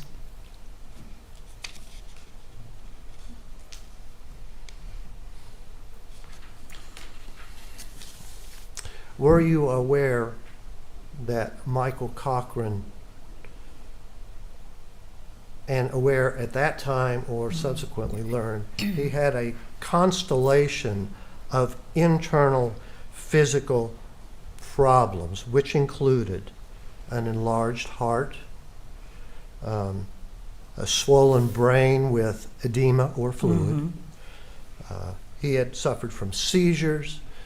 He had hypoglycemia, and all of these were in the records that came to you or you reviewed at a later time. Were you aware of that? I was not. I knew that he had fallen at home, and so the assumption of brain swelling would be reasonable, you know. I wasn't aware of his heart condition. When I went in the room at 8 o'clock, I started care of him, and every 15 minutes I was medicating him. Okay. So there was no opportunity when he first came in to read a full medical history. And it was not, a full medical history was not reported to me in report. Okay.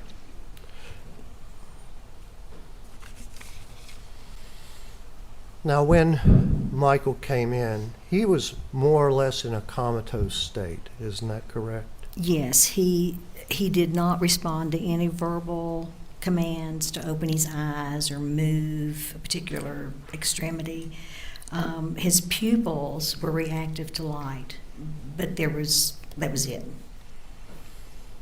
Were you aware, or did you find out subsequently, that one of his doctors at CAMC had said that, according to the brain scans, he was essentially brain dead at that time? I knew that the report from CAMC was that he was brain dead, or that he'd had a brain injury and there was no chance of recovery. Right. And that's why he was at hospice, because your job, Right. the person's dying and you Right. try and make them more comfortable. Correct.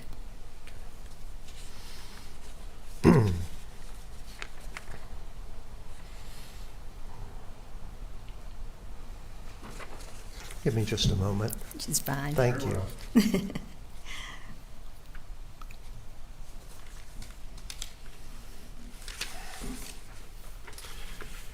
Now,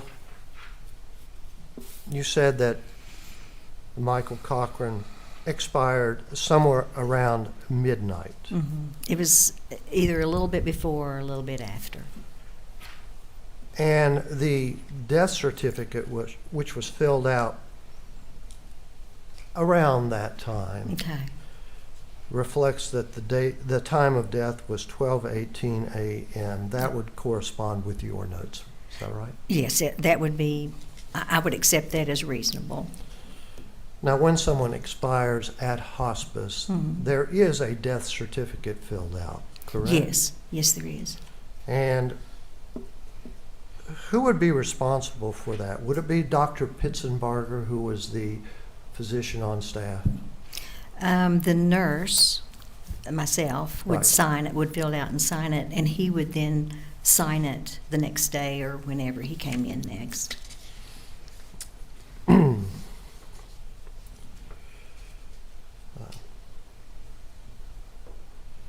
And the cause of death, according to the death certificate, which was filled out by you, says acute respiratory failure and due to cerebral edema. Okay. Respiratory failure means that his lungs failed. Yes, he stopped breathing, and his heart stopped. And cerebral edema is a buildup of fluid on the brain. Correct.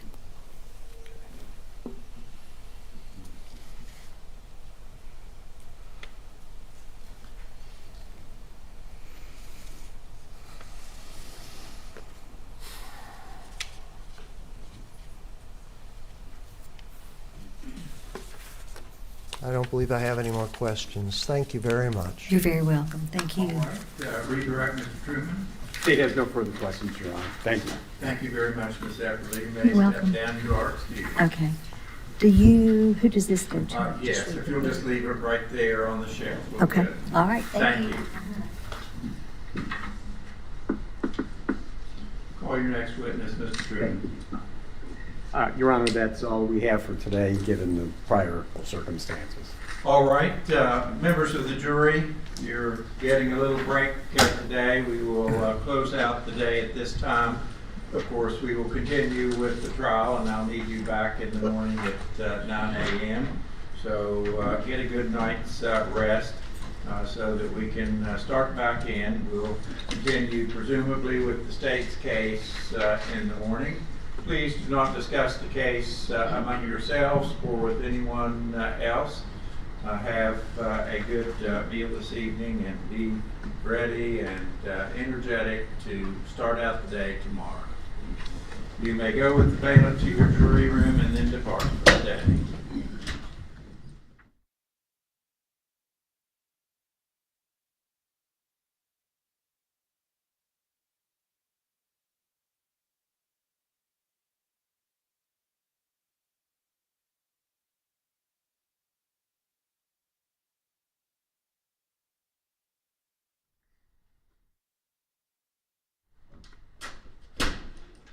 All right, are there any matters that we need to discuss before we leave today? That's from the state, Your Honor. Thank you. Nothing from the defense, Your Honor. Very well. Court is adjourned.